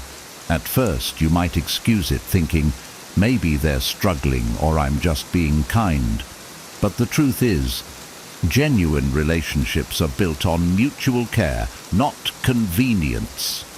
A real friend will ask how you're doing, even when they don't need anything. They'll celebrate your wins, comfort you during your losses, and invest time and effort into the relationship. Reflecting on these moments, I realized that I was draining myself emotionally and physically for someone who wouldn't even ask, "How was your day?" I started setting boundaries, which wasn't easy but was necessary. If someone truly values you, they'll respect your limits and make an effort to connect beyond their needs. Pay attention to how people show up in your life. If they're always too busy for you, unless they need something, it's time to reassess the relationship. Remember, you're not an on-demand service. You deserve connections where both people show up for each other without strings attached. Life is too short to waste on one-sided relationships. 2. Your efforts are not reciprocated. Relationships thrive on balance. It's not about keeping score, but there's an unspoken understanding in healthy connections that effort should flow both ways. If you're the one always reaching out, making plans, or offering help, and they rarely do the same for you, it's a major red flag. I remember being in a friendship where I did all the heavy lifting. I planned the meetups, initiated conversations, and even made excuses for their lack of involvement. At first, I convinced myself they were just busy or not the planning type. But the truth became hard to ignore. They weren't putting in the same energy I was. When I stopped making the effort, the relationship fizzled out, proving it was entirely one-sided. This dynamic isn't just unfair, it's exhausting. You find yourself questioning your worth, wondering if you're asking for too much, but you're not. True friendships and relationships thrive on mutual care, where both parties want to contribute equally. If you're constantly giving and they're only taking, it's time to reconsider their place in your life. 3. They don't appreciate you. Feeling unappreciated can cut deep. It's not just about wanting a thank you, it's about feeling seen and valued for what you bring to the table. When someone is using you, they often overlook your contributions entirely, treating them as if they're expected rather than earned. For instance, I once went above and beyond for a colleague, covering shifts and staying late to help with their workload. But instead of gratitude, I received indifference. No acknowledgement, no thanks, just more requests for help. It was as if my efforts were invisible. That's when I realized people who are using you rarely show appreciation because in their minds, they're entitled to your help. Over time, this lack of acknowledgement chips away at your self-esteem. You start to feel invisible, like your contributions don't matter, but they do. Real friends, partners and colleagues notice your efforts and express gratitude, not out of obligation, but because they genuinely value you. 4. They gaslight you when confronted. When you finally gather the courage to bring up their behavior, the response can be even more telling. Instead of acknowledging your feelings, they twist the situation to make you feel. 2. Your efforts are not reciprocated. Think about the times you've gone out of your way for someone, whether it's lending a hand when they needed help, always being the one to reach out, or offering your time and energy to support them. Now, think about how they respond when the roles are reversed. Do they meet you with the same willingness and effort, or do they disappear, offering excuses or silence instead of support? I've been in situations where I felt like the glue holding a friendship or relationship together. For example, I had a friend who never initiated plans, but always accepted my invitations.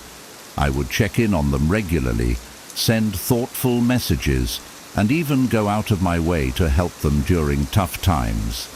Yet when I faced a difficult period, their silence was deafening. It wasn't just about their absence during hard times. It was their complete lack of initiative to maintain the relationship when I stopped putting in the effort. What I realized was that reciprocity isn't just about big gestures. It's about the small, everyday signs that someone values you. Do they text first once in a while? Do they make an effort to celebrate your wins, no matter how small? Do they notice when you're not okay and offer support without you having to ask? When someone doesn't do any of these things, it signals that their priority isn't the relationship. It's what they can get from it. One-sided relationships don't just drain your energy, they make you question your worth. You might think, if I just give a little more, maybe they'll appreciate me. But the truth is, people who don't reciprocate aren't likely to change unless they see their behavior as a problem. And that usually doesn't happen unless you set boundaries. The key is to recognize the imbalance and decide how much of your time and energy you're willing to invest. Healthy relationships are partnerships where both people contribute willingly and joyfully. If you're the only one doing the work, it's time to step back and evaluate whether the relationship is truly worth your effort. After all, you deserve connections that leave you feeling supported, valued and cared for, not depleted. 3. They don't appreciate you. When someone truly values you, they'll make an effort to show it, through their words, actions, or even small gestures. But when someone is using you, appreciation becomes almost non-existent. They treat your kindness, support, and effort as if it's their entitlement rather than a gift you've chosen to give. I remember helping a close acquaintance through a rough financial patch. I lent them money, listened to their struggles, and even helped them find some job leads. I didn't expect anything in return except maybe a sincere thank you or acknowledgement of my effort. Instead, they acted as if my help was their due. There was no gratitude, no sense of reciprocity, just an expectation that I'd keep stepping in whenever they needed me. Over time, it felt less like kindness on my part and more like obligation, dictated by their indifference. This lack of appreciation can cut deeply. It makes you feel invisible, as if all the energy you've poured into the relationship goes unnoticed or unvalued. Over time, it can erode your self-worth, leaving you questioning if you're even worth appreciating in the first place. The problem isn't with you, it's with them. People who take others for granted are often too focused on their own needs to recognize the effort and care they're being given. True appreciation isn't just about saying thank you. It's about someone acknowledging your value, treating your time and energy with respect, and showing that they don't take your presence in their life for granted. When someone appreciates you, you feel it, not just in their words, but in how they treat you overall. If you notice someone consistently failing to show appreciation, it's a sign to reevaluate the relationship. Ask yourself, does this person truly value me? Or are they just using me to meet their needs? You deserve to be appreciated for who you are and for everything you bring to the table. Don't settle for less. 4. They gaslight you when confronted. One of the clearest signs that someone is using you is how they react when you try to address the imbalance. Instead of acknowledging your feelings or taking responsibility, they twist the situation to make you feel like the problem. This manipulation, known as gaslighting, can leave you questioning your own perspective and emotions. I remember confronting someone about always taking from the relationship and never giving back. I pointed out how I was the one making all the effort, while they seemed content to just take. Instead of listening, they turned the conversation around, saying things like, "You're overreacting," or "I can't believe you think I'm that kind of person." They made me feel like I was being unreasonable or selfish for even bringing it up. By the end of the conversation, I was the one apologizing, despite the fact that I was the one being taken advantage of. Gaslighting is a powerful tool for manipulators because it makes you doubt yourself. When they frame your concerns as unfair, dramatic, or entirely in your head, you start to believe it. You might think, maybe I'm being too sensitive, or perhaps I misunderstood their intentions. But here's the truth. If you're feeling hurt or used, those feelings are valid. Your emotions are telling you that something isn't right, and they deserve to be heard and respected. A healthy relationship doesn't involve blame shifting or denial. If someone truly values you, they'll listen to your concerns and make an effort to understand your perspective.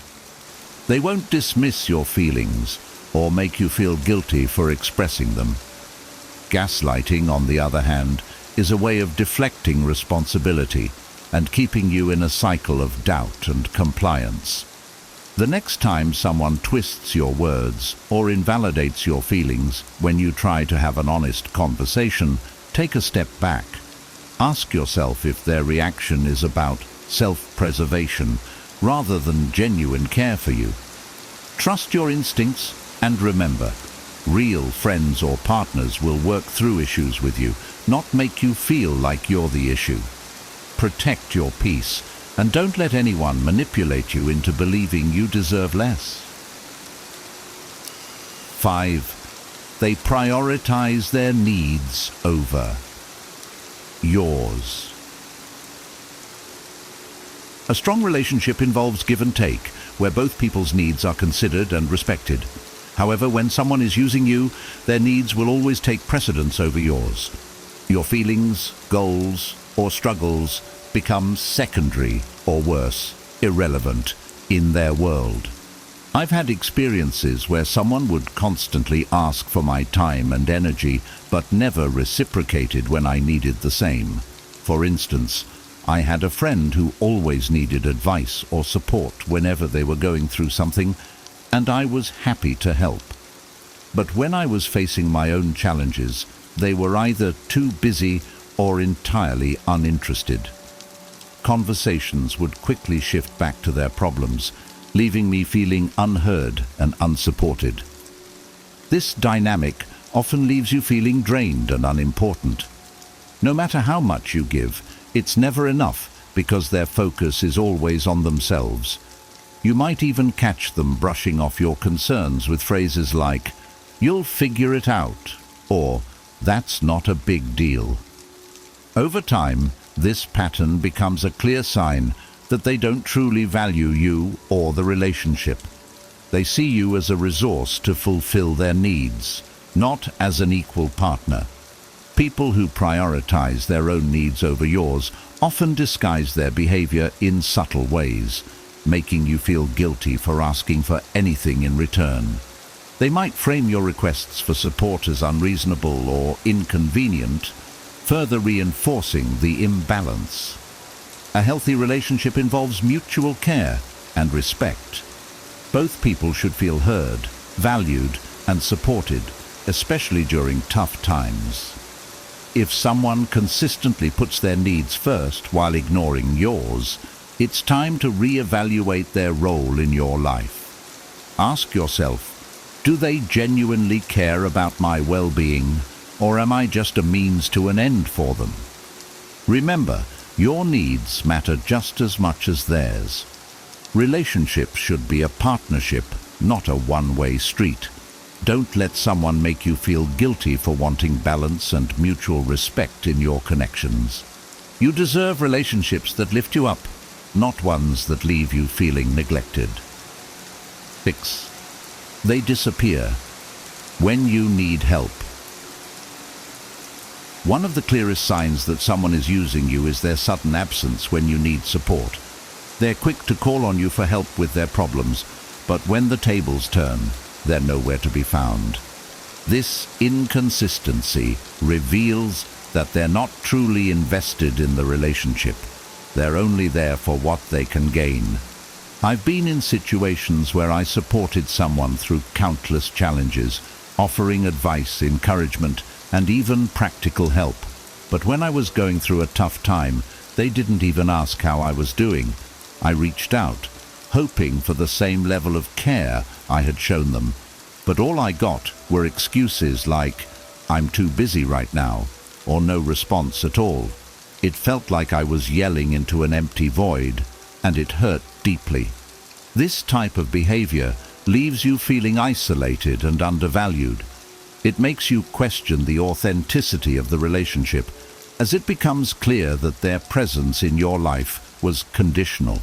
They were only there for what they could get, not what they could give. In healthy relationships, mutual support is the foundation. Real friends, partners, or family members don't vanish when you need them the most. They might not always have the perfect solution, but they show up, listen, and offer what they can because they genuinely care about you. When someone consistently fails to be there for you, it's a glaring sign that their priorities don't include your well-being. If you find yourself in a relationship where the other person is absent during your struggles, take a step back. Reflect on whether this connection is bringing value to your life or just taking from it.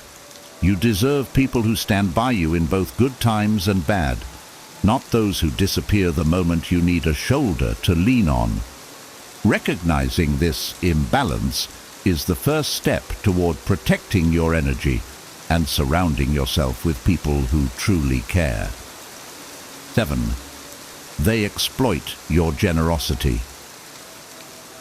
Generosity is a beautiful trait, but when someone exploits it, it becomes a tool for their benefit rather than a foundation for mutual respect. They might consistently ask for favors, money, or your time, knowing you'll say yes because of your kind nature. The problem isn't your willingness to give. It's their willingness to take without limits or gratitude. I remember having a colleague who always seemed to need just a little help. At first, it was small favors, like covering their shift or helping with a project. I didn't mind because I believed in teamwork, but over time, their requests became bigger and more frequent. They'd say things like, "You're so reliable. I knew you'd do this for me." But they never returned the favor. They never offered to help me when I was swamped, and they didn't even acknowledge the effort I put in.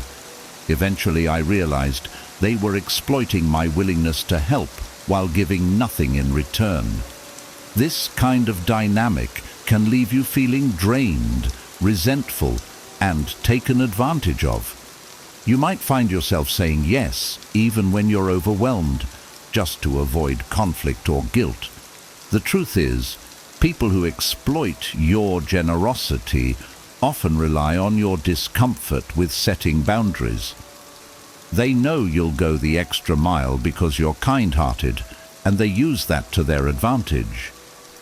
True relationships are built on mutual generosity, where both people give and take in balance. Exploitation, on the other hand, is entirely one-sided. It's important to recognize when your kindness is being taken for granted and to set boundaries to protect yourself. Saying no doesn't make you a bad person. It simply ensures that your energy and resources are being spent on people who genuinely value you. Ask yourself, does this person respect my boundaries, or do they push them to get what they want? If you feel more like a resource than a valued friend, it's time to reassess the relationship. Your generosity is a gift, not a given, and it should be appreciated, not exploited. 8. You feel drained around them. The people in your life should uplift and energize you, not leave you feeling emotionally, mentally, or even physically drained. When someone is using you, their constant demands, negativity, or selfishness can sap your energy, leaving you exhausted after every interaction. I once had a friend who seemed to turn every conversation into a complaint about their life or a request for help. No matter how much I tried to support or cheer them up, it was never enough. They would unload their problems onto me without asking about my day or my struggles. Over time, I noticed a pattern. I felt worse after talking to them, not better. It wasn't just that they needed help. It was that the relationship was entirely focused on them, with no room for my needs or feelings. When someone leaves you feeling drained, it's often because the relationship is imbalanced. You're constantly giving your time, attention, or emotional support, while they take without offering anything in return. This dynamic can make you feel like their emotional dumping ground or problem solver, rather than a valued friend or partner. Pay attention to how you feel after interacting with someone. Do you feel refreshed and supported, or do you feel tired, frustrated, or even resentful? Your emotions are important indicators of the health of your relationships. If someone consistently leaves you feeling depleted, it's a sign that their presence in your life might be more harmful than helpful. Healthy relationships are energizing. Even during tough times, they involve mutual care and support that leave both people feeling understood and valued. If someone is consistently draining you, it's time to set boundaries. Protect your energy and focus on relationships that enrich your life rather than deplete it. You deserve to feel good about the connections you have, not burdened by them. Remember, it's okay to prioritize your well-being over someone else's constant demands. 9. They manipulate you with flattery or guilt. People who use others often rely on manipulation to keep control of the relationship. They might use excessive flattery to make you feel special, or guilt to pressure you into doing things for them. These tactics are not about genuine connection, but about maintaining their advantage over you. I once knew someone who was an expert at this. Whenever they wanted something, they'd start with over-the-top compliments.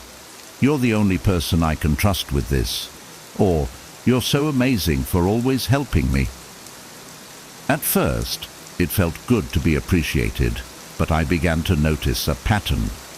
The flattery wasn't sincere. It was a setup to get what they wanted.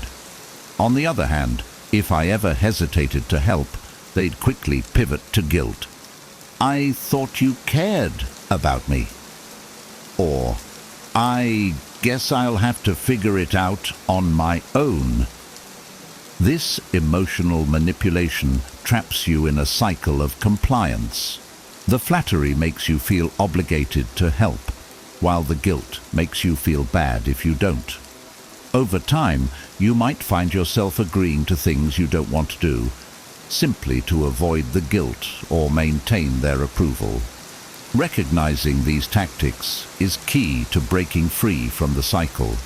Flattery and guilt are tools manipulators use to blur boundaries and keep the focus on their needs. Genuine relationships don't rely on manipulation. They're built on honesty, mutual respect, and understanding. If someone is constantly using these tactics, take a step back and assess the situation. Ask yourself, do they truly care about me, or are they just using emotional manipulation to keep me compliant? Once you see through their behavior, it becomes easier to set boundaries and protect yourself from being used. Remember, you don't owe anyone your time or energy, especially when their methods make you feel uncomfortable or coerced. Stand firm in your worth. You deserve relationships that are based on authenticity, not manipulation. 10. You question their true intentions. One of the most telling signs that someone is using you is the nagging feeling that their intentions aren't genuine. Deep down, you start to sense that their actions are more about what they can gain from you than about a sincere connection. This unease doesn't come out of nowhere. It's your intuition picking up on subtle red flags. I've experienced this in relationships where everything seemed fine on the surface, but I couldn't shake the feeling that something was off. For instance, there was a colleague who was overly friendly whenever they needed my help with a project or a favor. But outside of those moments, they didn't engage with me or show any interest in my life. It became clear that their friendliness wasn't about building a real connection. It was about keeping me close enough to use when it was convenient for them. This kind of behavior often leaves you feeling confused. You might find yourself asking, do they really care about me?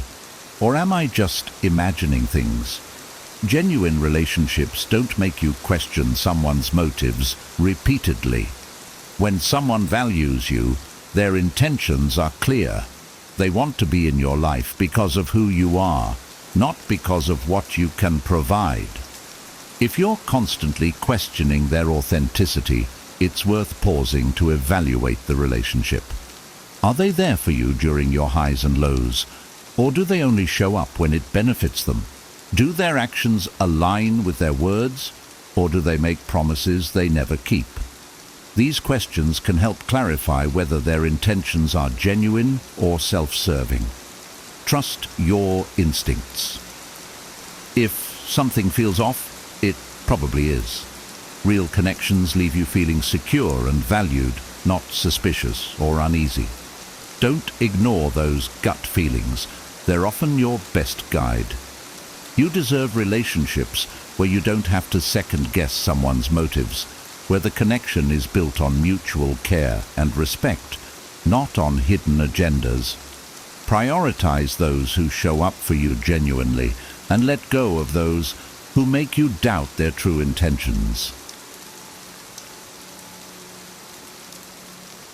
Here are 10 things men should never do with women if they want to build meaningful, fulfilling relationships while staying true to themselves. Many men unknowingly sabotage their relationships by making mistakes that erode trust, respect, and connection. Some of these actions might seem harmless or even helpful at first, but they carry long-term consequences that can be difficult to repair. These missteps don't just affect the relationship, they impact your self-respect, your confidence, and your ability to grow as an individual. What if I told you that avoiding these pitfalls could completely transform your relationships, making them healthier, stronger, and more authentic? It's not about manipulation or tactics. It's about embodying Stoic wisdom and living with purpose, dignity, and integrity. These principles aren't just for relationships, they're a blueprint for a better life. Stick with me, and you'll learn how to avoid these common mistakes while becoming the kind of man who commands respect, inspires trust, and builds deeper, more lasting connections. Whether you're in a relationship, dating, or simply reflecting on your approach to life, these 10 lessons will guide you toward a path of strength and clarity. 1. Never compromise your values for approval. I've seen it time and time again, men contorting themselves into shapes they don't even recognize to win approval.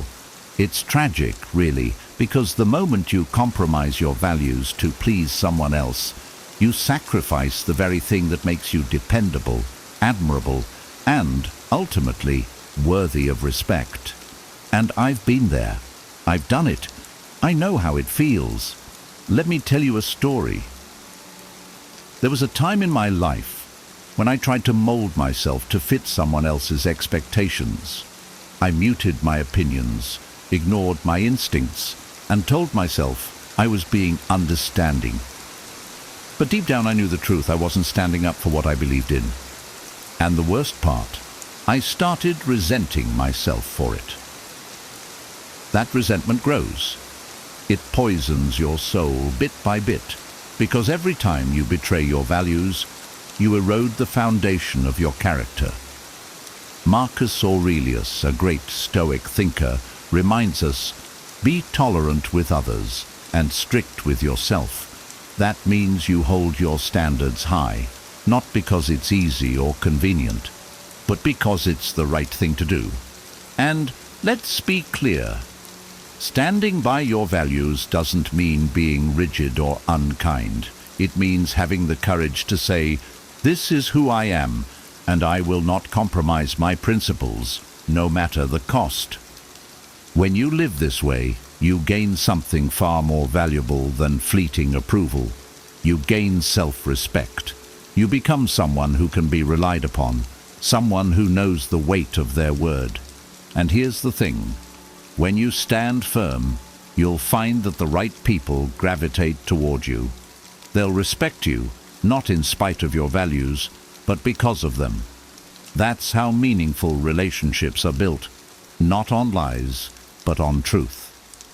2. Don't base your happiness on her actions. I've learned that when you base your happiness on someone else's actions, you hand over control of your emotional state. It's like tying your self-worth to the rise and fall of the stock market. Unstable, unpredictable, and deeply unwise. There was a time in my life when I waited anxiously for texts, sought constant reassurance, and measured my worth by how someone treated me. It was exhausting, and worse, it left me powerless. Epictetus, the Stoic philosopher, taught that our happiness depends on our perceptions and choices, not on external circumstances. He said, "It's not what happens to you, but how you react to it that matters." This is liberating if you let it be. It means that no one, not even someone you love, should dictate your emotional state. You're the one in charge of how you interpret and respond to life. When I finally realized this, everything changed. I started focusing on what I could control, my thoughts, my actions, and my sense of purpose. If she was upset, I didn't let it derail my day. I offered support without absorbing the chaos. If she didn't respond the way I hoped, I reminded myself that my value wasn't diminished by her silence. This doesn't mean you stop caring. It means you care wisely. You stop clinging to the idea that your happiness hinges on anyone else. And here's the paradox. When you no longer rely on someone to make you happy, you become more attractive, more centered, and more capable of giving love freely. Why? Because you're not grasping for it. You've built your foundation on something far sturdier, your own inner stability. 3. Avoid begging for attention or love. There's a quiet desperation in begging for love or attention. I've been there, and it's a humiliating place to be. You tell yourself that if you just try harder, say the right thing, or give more, they'll finally see your worth. But here's the truth. Love that needs to be begged for isn't love at all. It's a transaction, and a one-sided one at that. The Stoics would urge us to approach relationships with dignity and self-respect. Seneca once wrote, "A good character is the only guarantee of everlasting carefree happiness." Begging, on the other hand, is the opposite of good character. It's a sign that you've abandoned your own sense of worth in the hope that someone else will validate you. When I stopped chasing validation, I found something surprising. The people worth having in my life were drawn to me naturally. They didn't need convincing or pleading, and the others, they faded away, leaving room for healthier connections. It was a painful but necessary lesson. Begging devalues you in their eyes and in your own. Love that's given freely without coercion or desperation is the only kind that lasts. By standing firm, you show the world and yourself that you're worthy of respect and that you'll settle for nothing less. 4. Don't lose yourself in the relationship. It's easy to lose yourself in a relationship, especially when love is new and intoxicating. You start neglecting your hobbies, your friends, and even your goals, thinking you're being a good partner. But I've learned that sacrificing too much of yourself doesn't lead to closeness. It leads to resentment, both from you and the other person. A Stoic man knows that self-mastery is essential. Marcus Aurelius said, "The soul becomes dyed with the color of its thoughts." If you're constantly focused on someone else's needs at the expense of your own, you lose your sense of individuality and purpose. And without that, what do you truly have to offer? I once put all my energy into making a relationship work, believing that if I just gave enough, everything would be perfect. But in doing so, I stopped pursuing my own interests. Over time, I realized I wasn't just losing myself, I was becoming less attractive to my partner. When I finally started reclaiming my time, passions, and goals, the dynamic shifted. I was no longer dependent on the relationship for my sense of identity, and that made all the difference. The strongest relationships are built on mutual respect and individuality. Keep your foundation intact, or you'll have nothing solid to stand on when the storms come. 5. Avoid overreacting or acting out of jealousy. Jealousy is a powerful emotion, and if left unchecked, it can destroy even the strongest relationships. I've felt its sting, the burning need to control, to know, to question. But here's the thing. Jealousy isn't about the other person. It's about your own insecurity and fear. Epictetus taught, "If you want to improve, be content to be thought foolish and stupid." What he meant is that you need to accept what you cannot control and focus on mastering your own reactions. Jealousy often arises from imagining scenarios that may not even be real. It's irrational and counterproductive.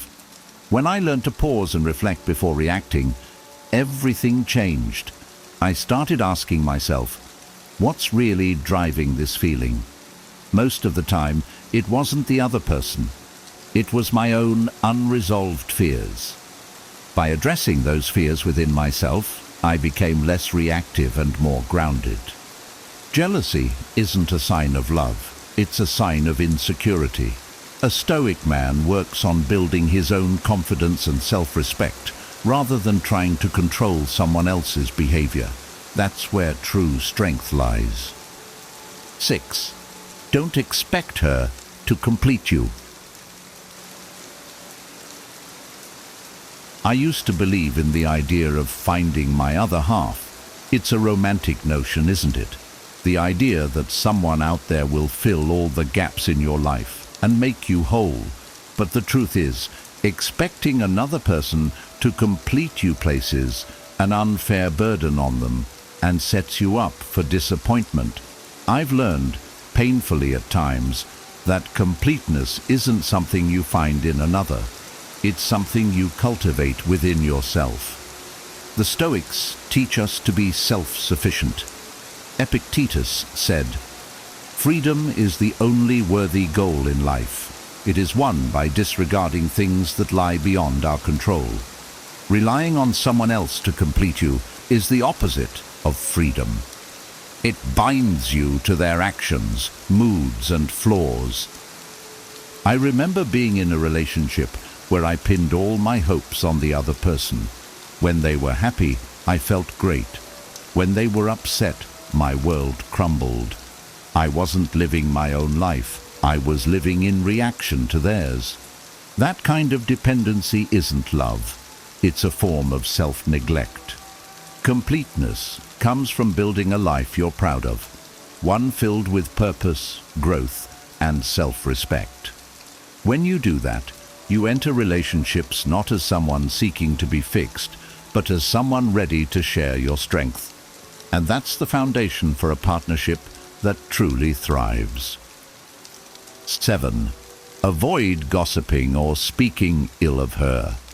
There's a destructive power in gossip, and I've seen it firsthand. When you vent about your partner to others, it might feel cathartic in the moment, but it plants seeds of mistrust and resentment, both in you and in the person you're confiding in. Seneca said, "It is a great thing to know the season for speech and the season for silence." This wisdom applies doubly in relationships. Speaking ill of someone you care about not only damages their reputation, but also undermines your own integrity. I once confided in a friend about a disagreement with my partner. My words were harsh, exaggerated, and frankly unfair. It felt good to vent, but later I realized I had tainted my friend's view of her. And for what? A fleeting sense of relief. It wasn't worth it.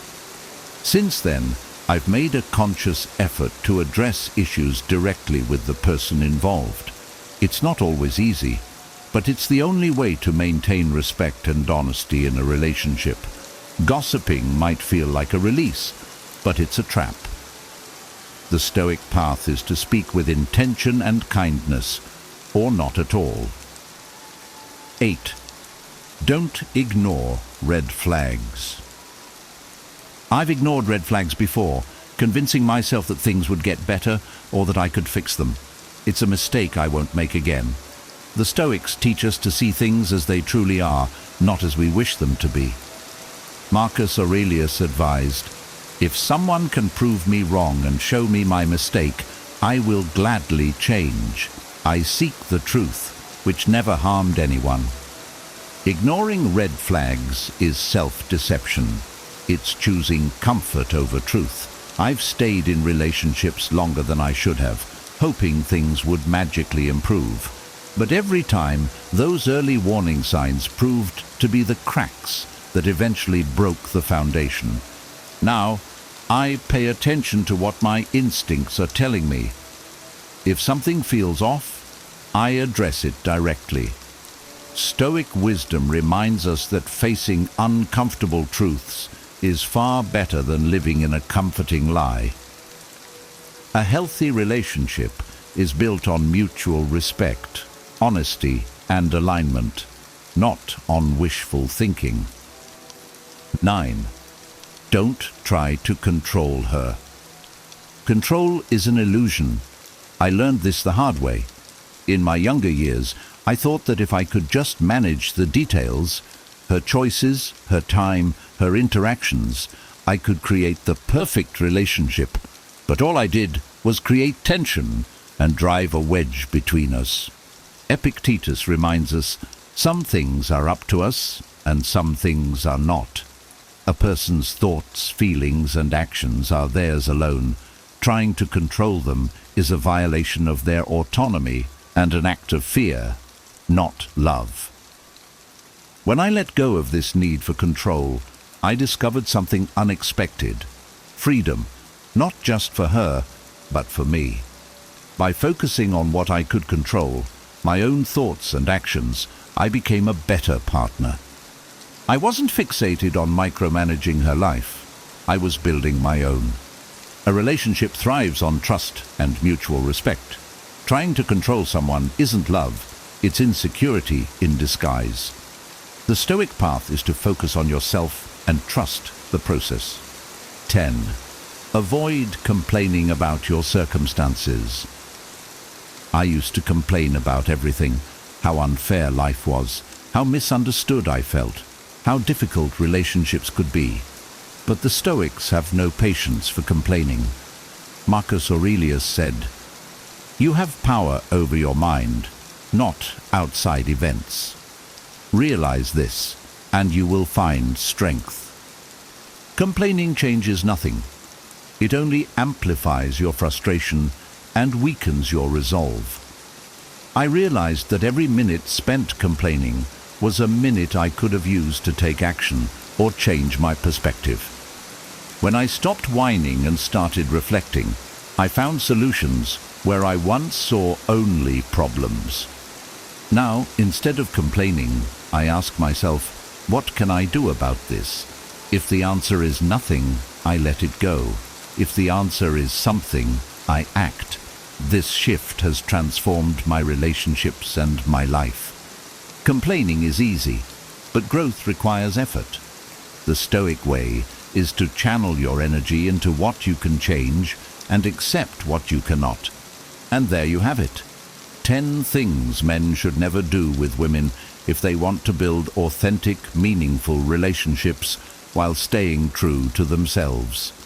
Each of these principles, rooted in Stoic wisdom, is not just about improving your relationships, but also about growing into a stronger, more grounded version of yourself. Remember, relationships thrive when built on mutual respect, clear boundaries, and unwavering integrity. By avoiding these common mistakes, you're not only setting a higher standard for yourself, but also for the relationships you choose to nurture. If this video resonated with you, don't forget to like and subscribe for more insights like this. Your support helps us reach more people who, just like you, are striving for growth and wisdom in their lives.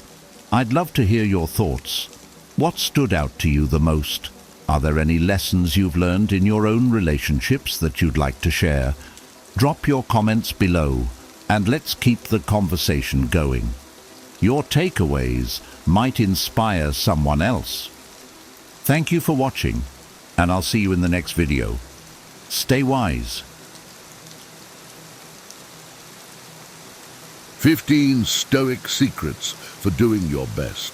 Imagine standing at the edge of a vast ocean, waves crashing around you, each one symbolizing a challenge or setback in your life. Now, picture yourself not just surviving these waves, but riding them with grace and strength, transforming each challenge into an opportunity for growth.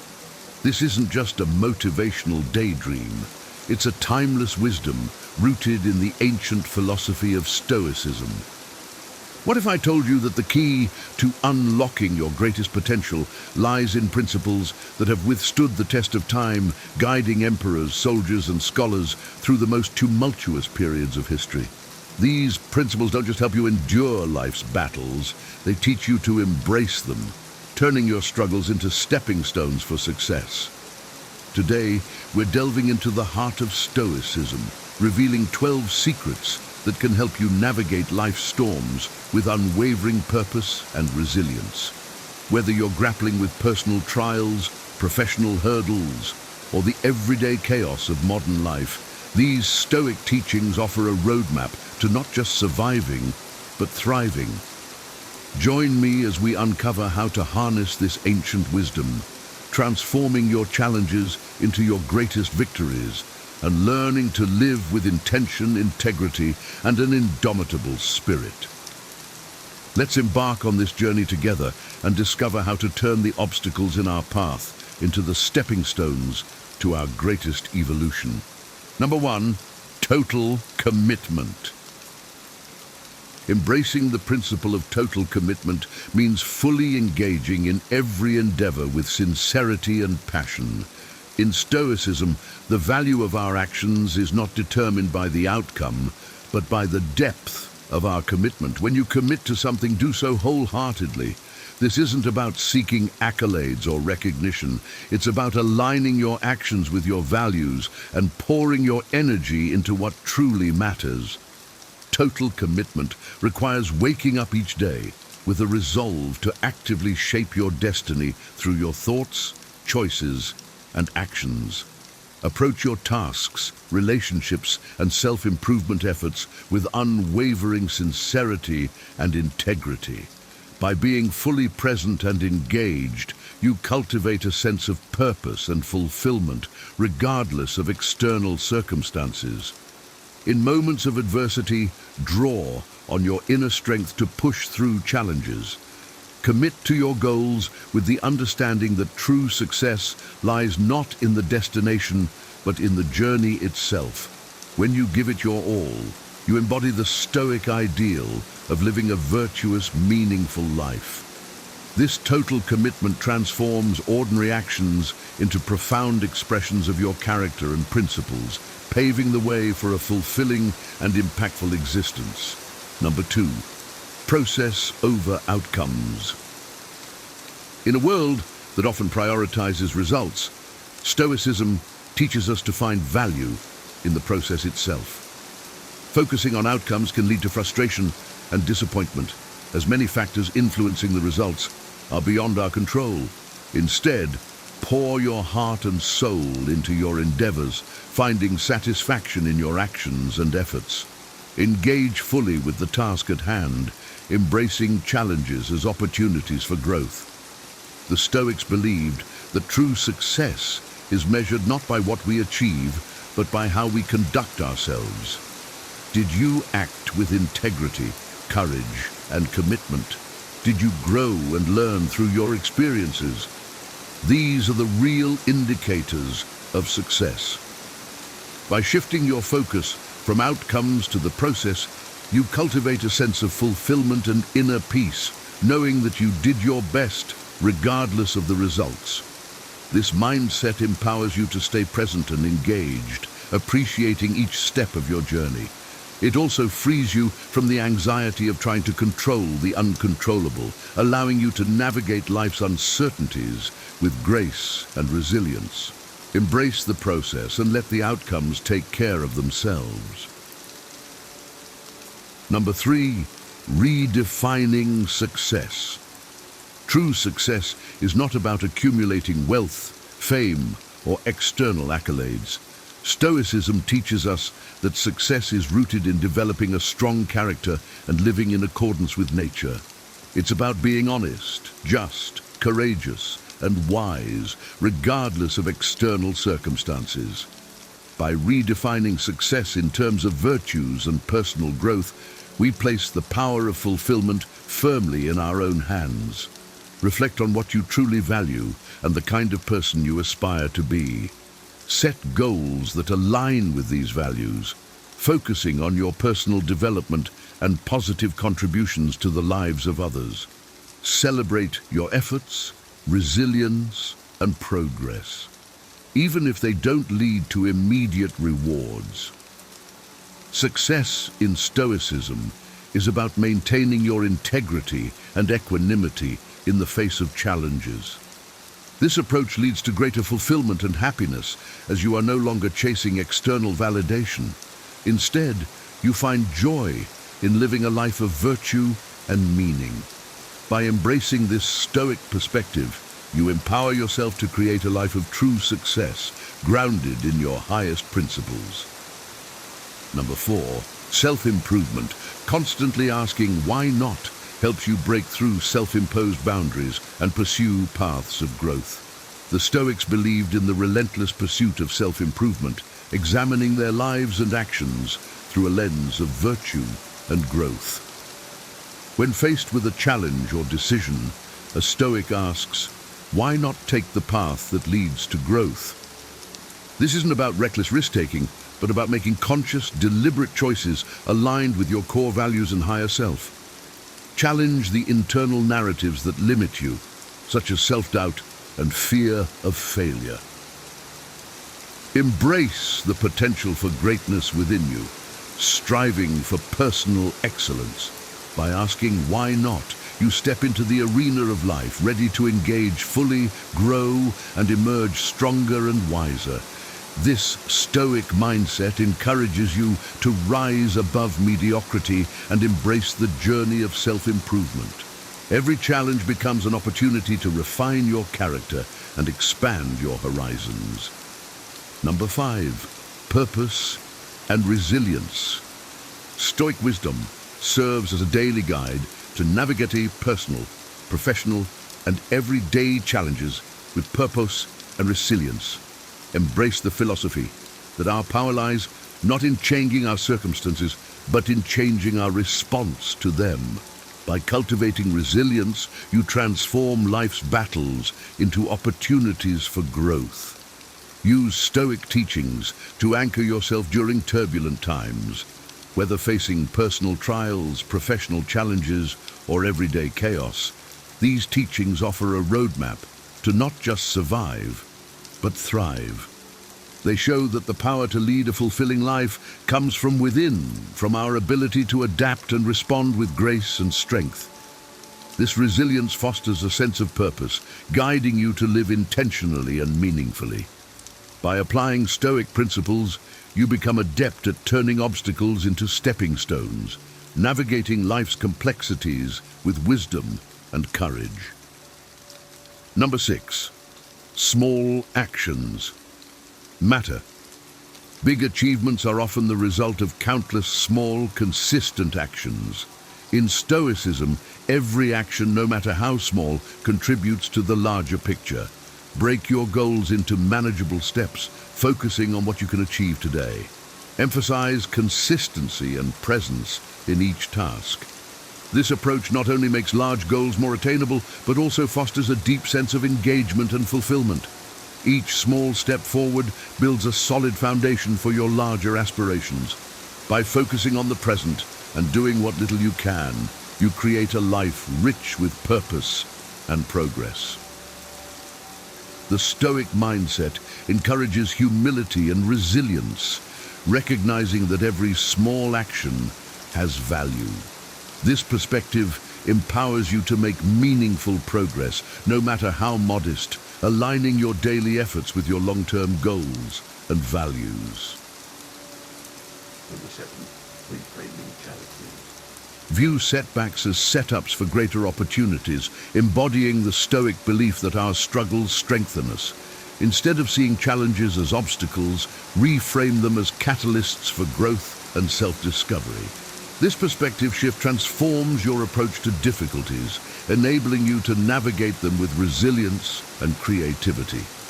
Stoics believed that within every obstacle lies the seed of an equal or greater benefit. By choosing to see challenges as opportunities, you shift from being a passive victim of circumstances to an empowered agent of change. This mindset fosters a proactive approach to life, where you actively seek growth and learning in every situation. Reframing challenges in this way allows you to harness your inner strength and resilience, turning adversity into a powerful force for personal development. Embrace this Stoic principle, and you'll find that every setback becomes a stepping stone to your greatest evolution. Number 8, cultivating virtue.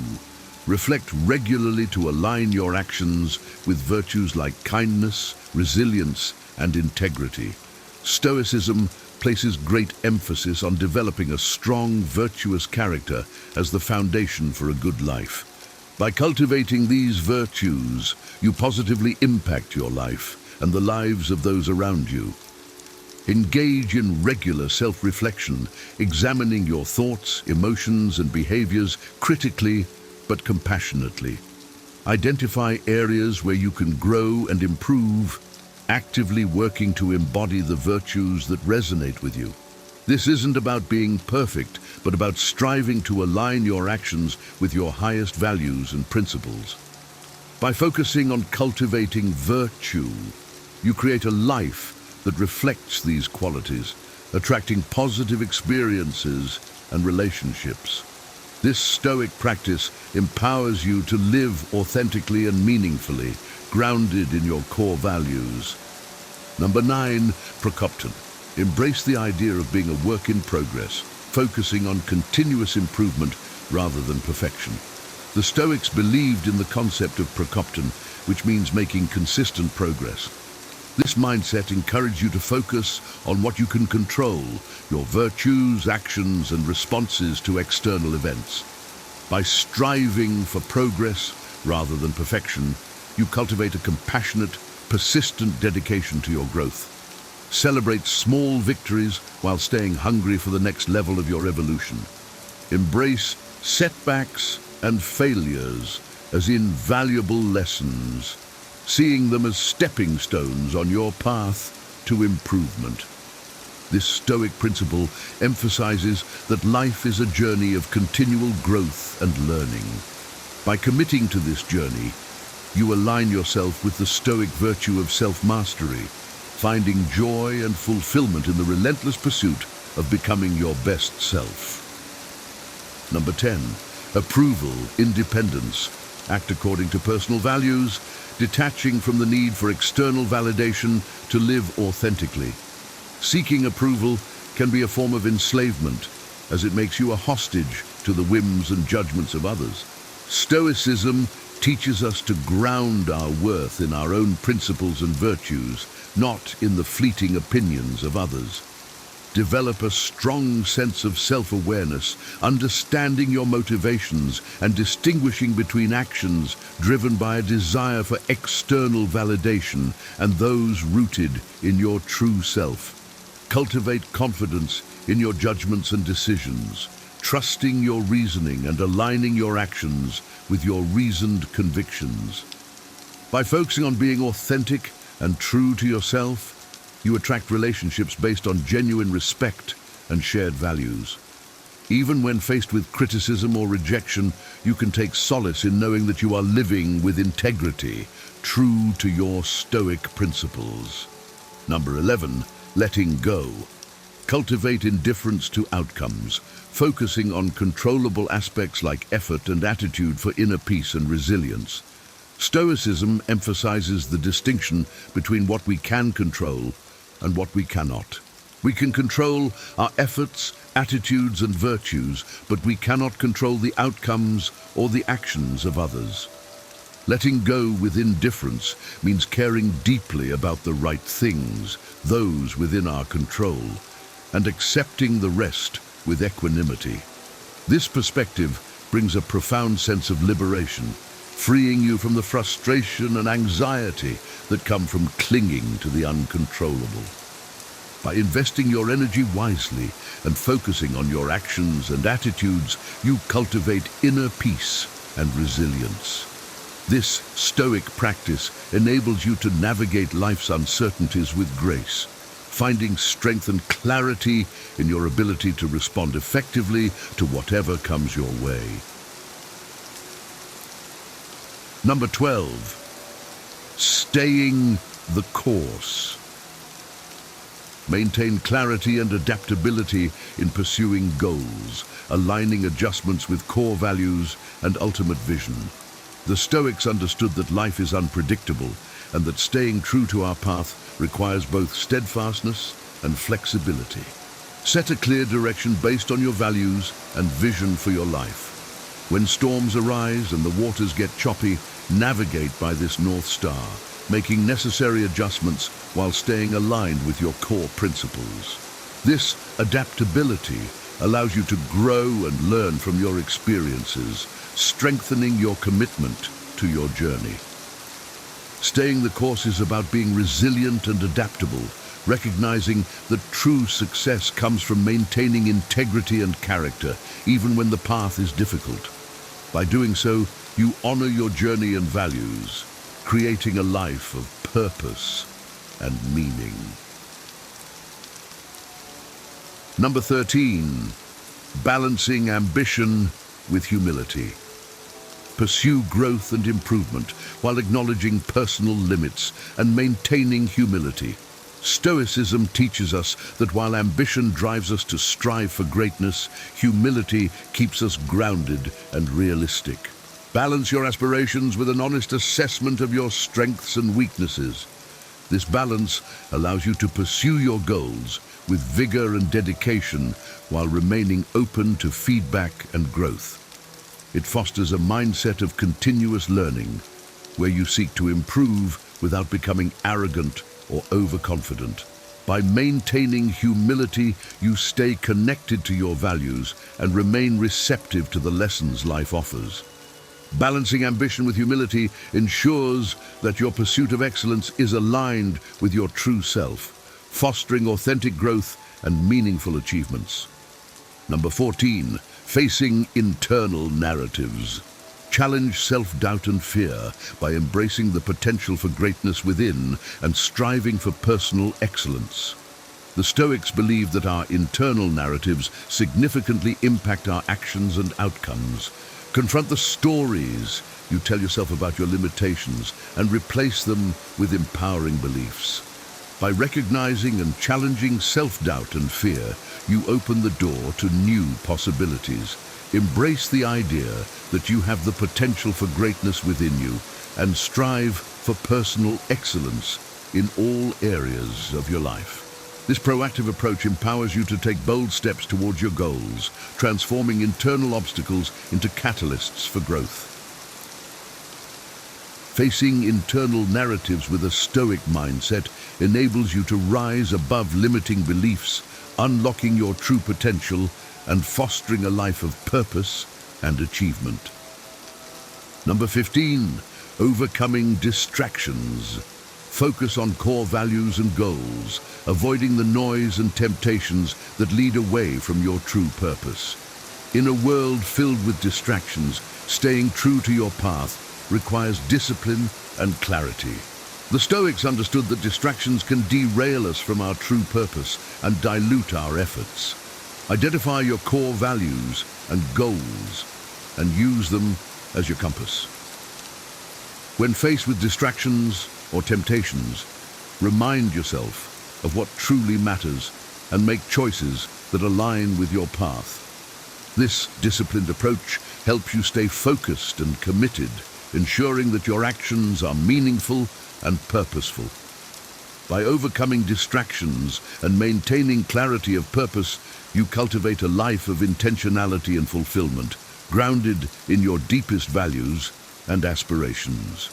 As we conclude this journey through the timeless wisdom of Stoicism, remember that your greatest strength lies not in changing your circumstances, but in changing your response to them.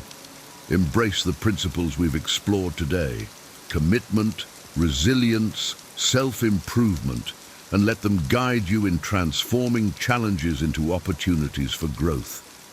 Imagine a life where every setback is a setup for success, where you face adversity with courage and integrity, and where you continually strive for personal excellence.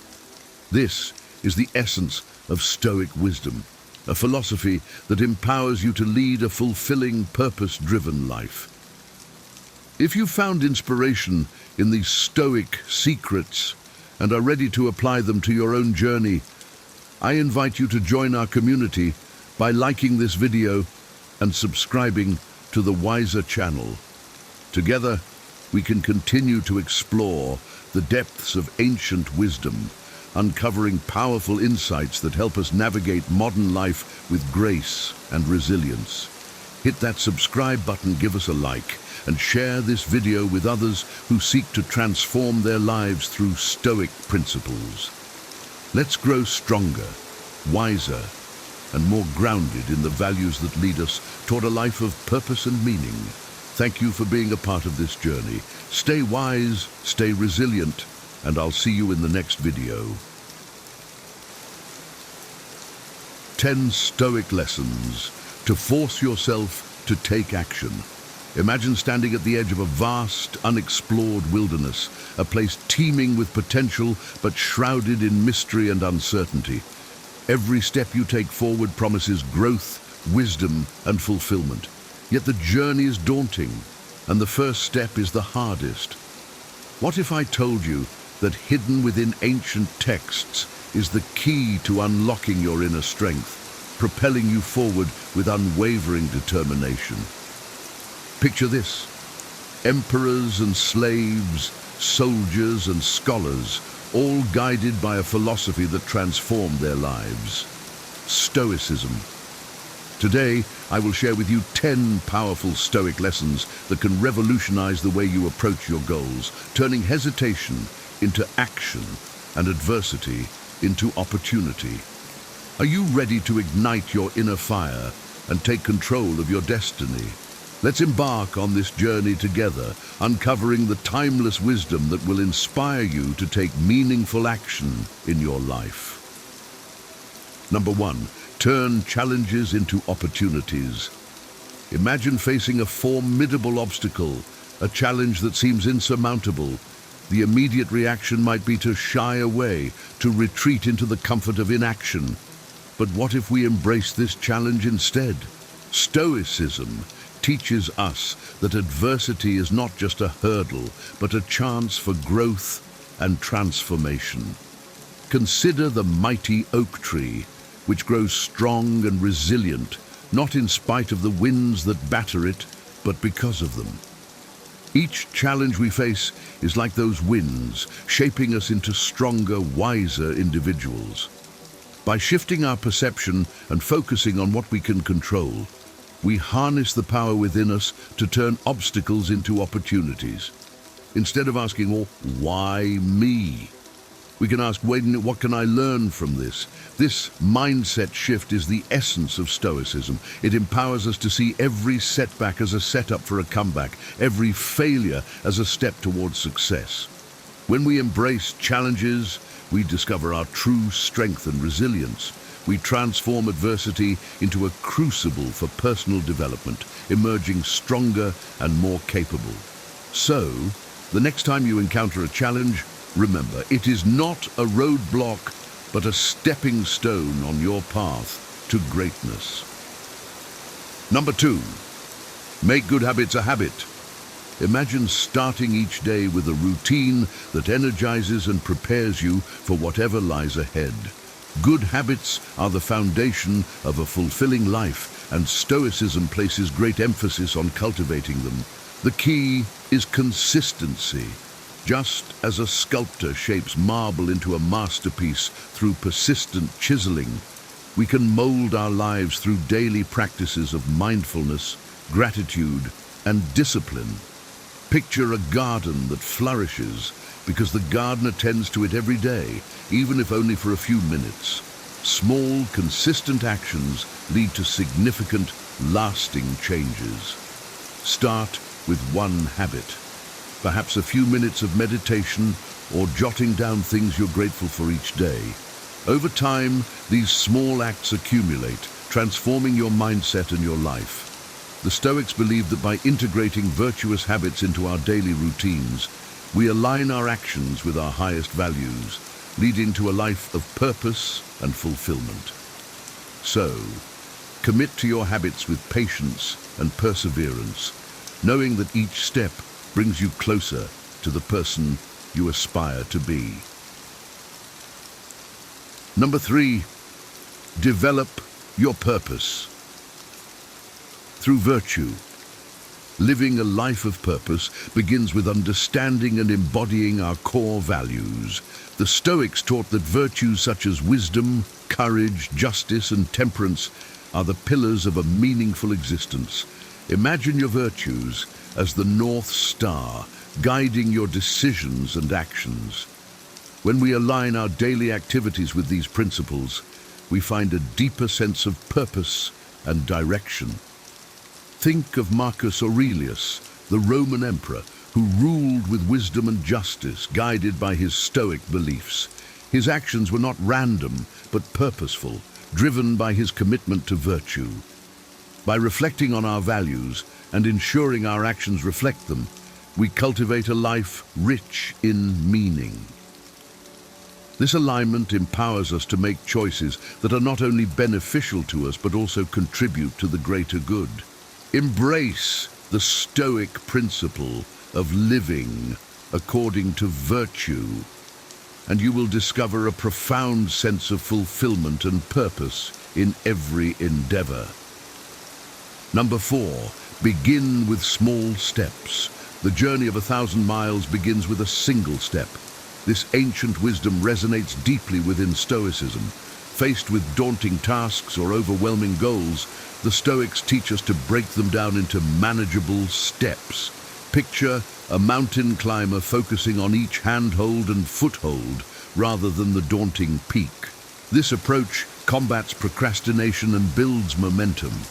By starting small, we achieve incremental progress, each step reinforcing our commitment and capability. Consider a writer crafting a book, not by writing it all at once, but by completing one page at a time. This method not only makes the task less intimidating, but also ensures steady, consistent progress. Embrace the power of small steps.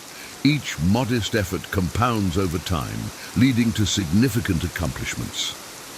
Begin your journey today, no matter how small the step, and watch as you steadily move toward your goals with determination and resilience. Number 5, cultivate gratitude. Gratitude is a cornerstone of Stoic practice, a tool to shift our focus from what we lack to what we have. Imagine viewing your life through a lens that highlights abundance rather than scarcity. Practicing gratitude daily can transform your perspective, fostering a positive and motivated mindset. The Stoics believed that appreciating what we have, however small, enriches our lives and propels us to act with joy and contentment. Picture ending each day by reflecting on 3 things you are grateful for. This simple practice can enhance your overall well-being and motivate you to pursue your goals with renewed vigor. Gratitude not only uplifts us, but also builds resilience, enabling us to face challenges with a positive outlook. By cultivating gratitude, we create a fertile ground for growth and action, nurturing our spirit and empowering our journey towards a fulfilling life. Number 6, simplify your life. In a world cluttered with distractions, simplifying our lives allows us to focus on what truly matters.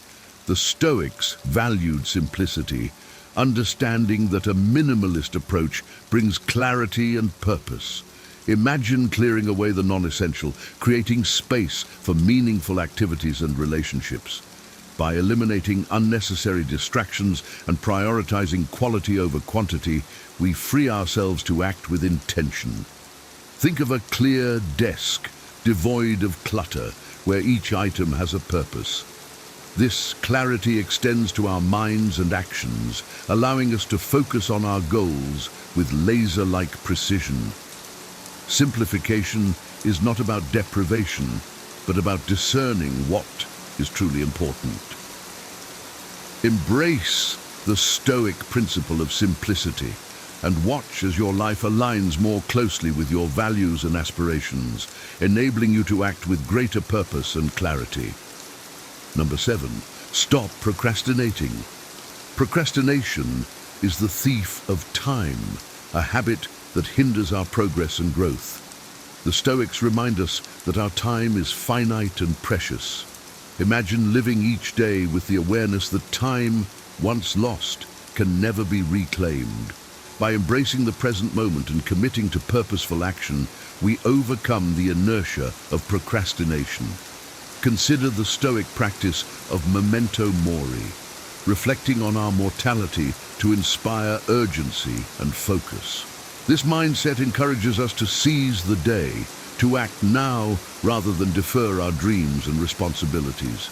Picture a warrior preparing for battle, fully present and ready to engage. This is the Stoic approach to life. Engage with purpose, act with intention, and conquer procrastination. By living each moment fully, we maximize our potential and achieve our goals with vigor and resolve. Number 8, discipline yourself. Self-discipline is the bedrock of Stoic philosophy. It involves recognizing our power to control our own lives through disciplined actions aligned with our greater values. Imagine a ship navigating stormy seas, steered with unwavering focus towards its destination. Discipline keeps us on course, even amidst life's challenges. By consistently practicing good habits and exercising self-control, we develop a strong character and resilience. Think of an athlete training daily, each session building strength and endurance. This disciplined approach extends to all areas of life, enabling us to overcome obstacles and achieve our aspirations. Embrace self-discipline as your guiding principle, and you will find the strength to navigate life's storms with grace and determination, always moving towards your highest goals. Number 9, practice mindfulness. Mindfulness, The art of being fully present in the moment is a powerful Stoic practice. Imagine a calm lake, its surface undisturbed, reflecting the world with perfect clarity. Mindfulness brings us this clarity, reducing stress and increasing focus. By incorporating mindfulness practices into our daily routine, we enhance our ability to act with intention and clarity. Consider the Stoic exercise of reflecting on the day each evening, assessing our actions and thoughts with a clear, objective mind. This practice fosters self-awareness and personal growth. Mindfulness helps us navigate the present with grace, ensuring that our actions are deliberate and aligned with our values. Embrace mindfulness and experience the peace and clarity it brings, empowering you to take meaningful action in your life. Number 10, embrace imperfection. Perfection is an illusion, a standard that can paralyze us with fear.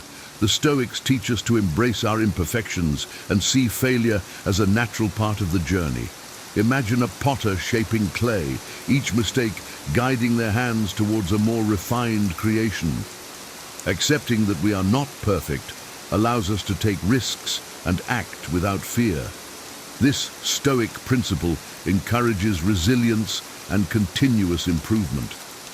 Think of a scientist conducting experiments, each failure a step closer to discovery. By embracing imperfection, we learn and grow from our experiences, becoming stronger and wiser.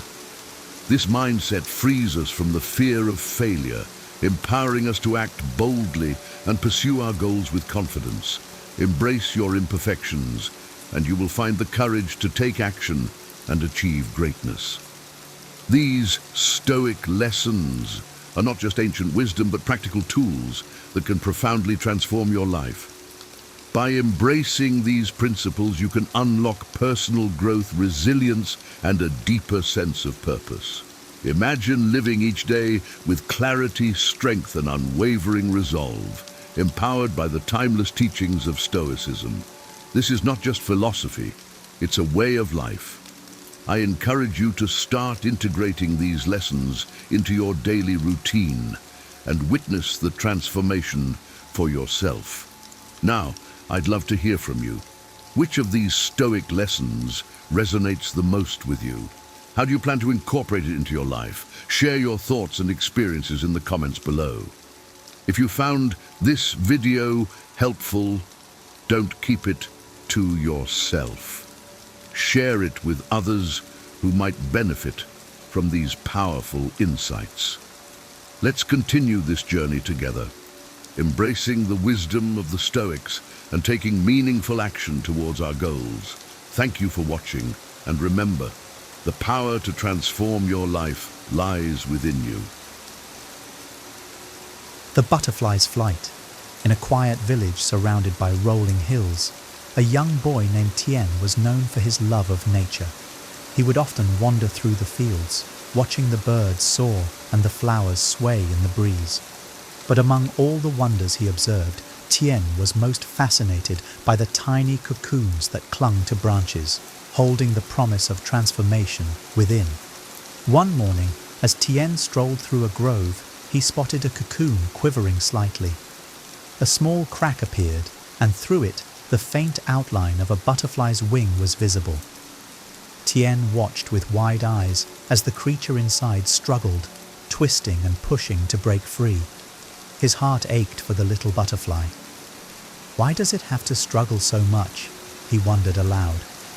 Determined to help, Tien carefully plucked the cocoon from the branch and used a small twig to widen the opening. The butterfly emerged easily, its wings wet and crumpled. Tien placed it gently on his palm, expecting it to spread its wings and fly. But instead, the butterfly stumbled, its wings too weak to lift it. Day after day, Tien kept the butterfly safe, feeding it nectar and protecting it from harm. But no matter how much he cared for it, the butterfly could never fly. Its wings remained fragile, and it spent its days crawling around Tien's hand or the flowers he placed it on. Confused and saddened, Tien visited an elder in the village, a wise woman who always seemed to have the answers. He told her what had happened, expecting her to praise his kindness. Instead, she gave him a gentle but knowing smile. "Tien," she said, "the struggle to escape the cocoon is what strengthens a butterfly's wings. By helping it, you took away its chance to grow strong. Challenges, as painful as they may seem, are what prepare us for the life ahead."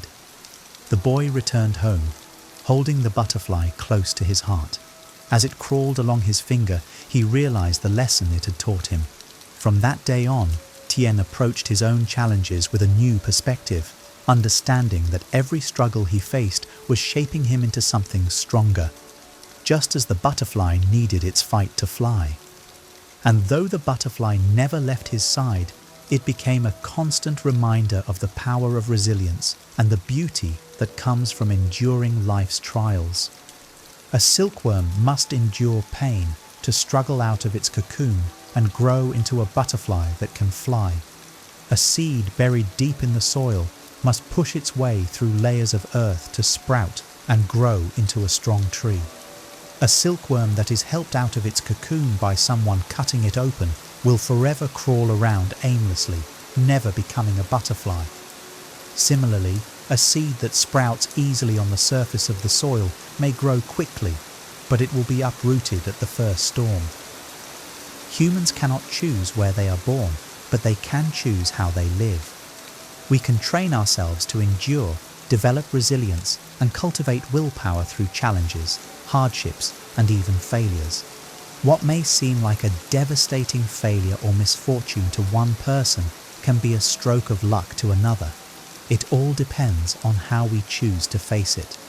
We can either confront adversity with courage and overcome it, or wallow in self-pity and let it defeat us.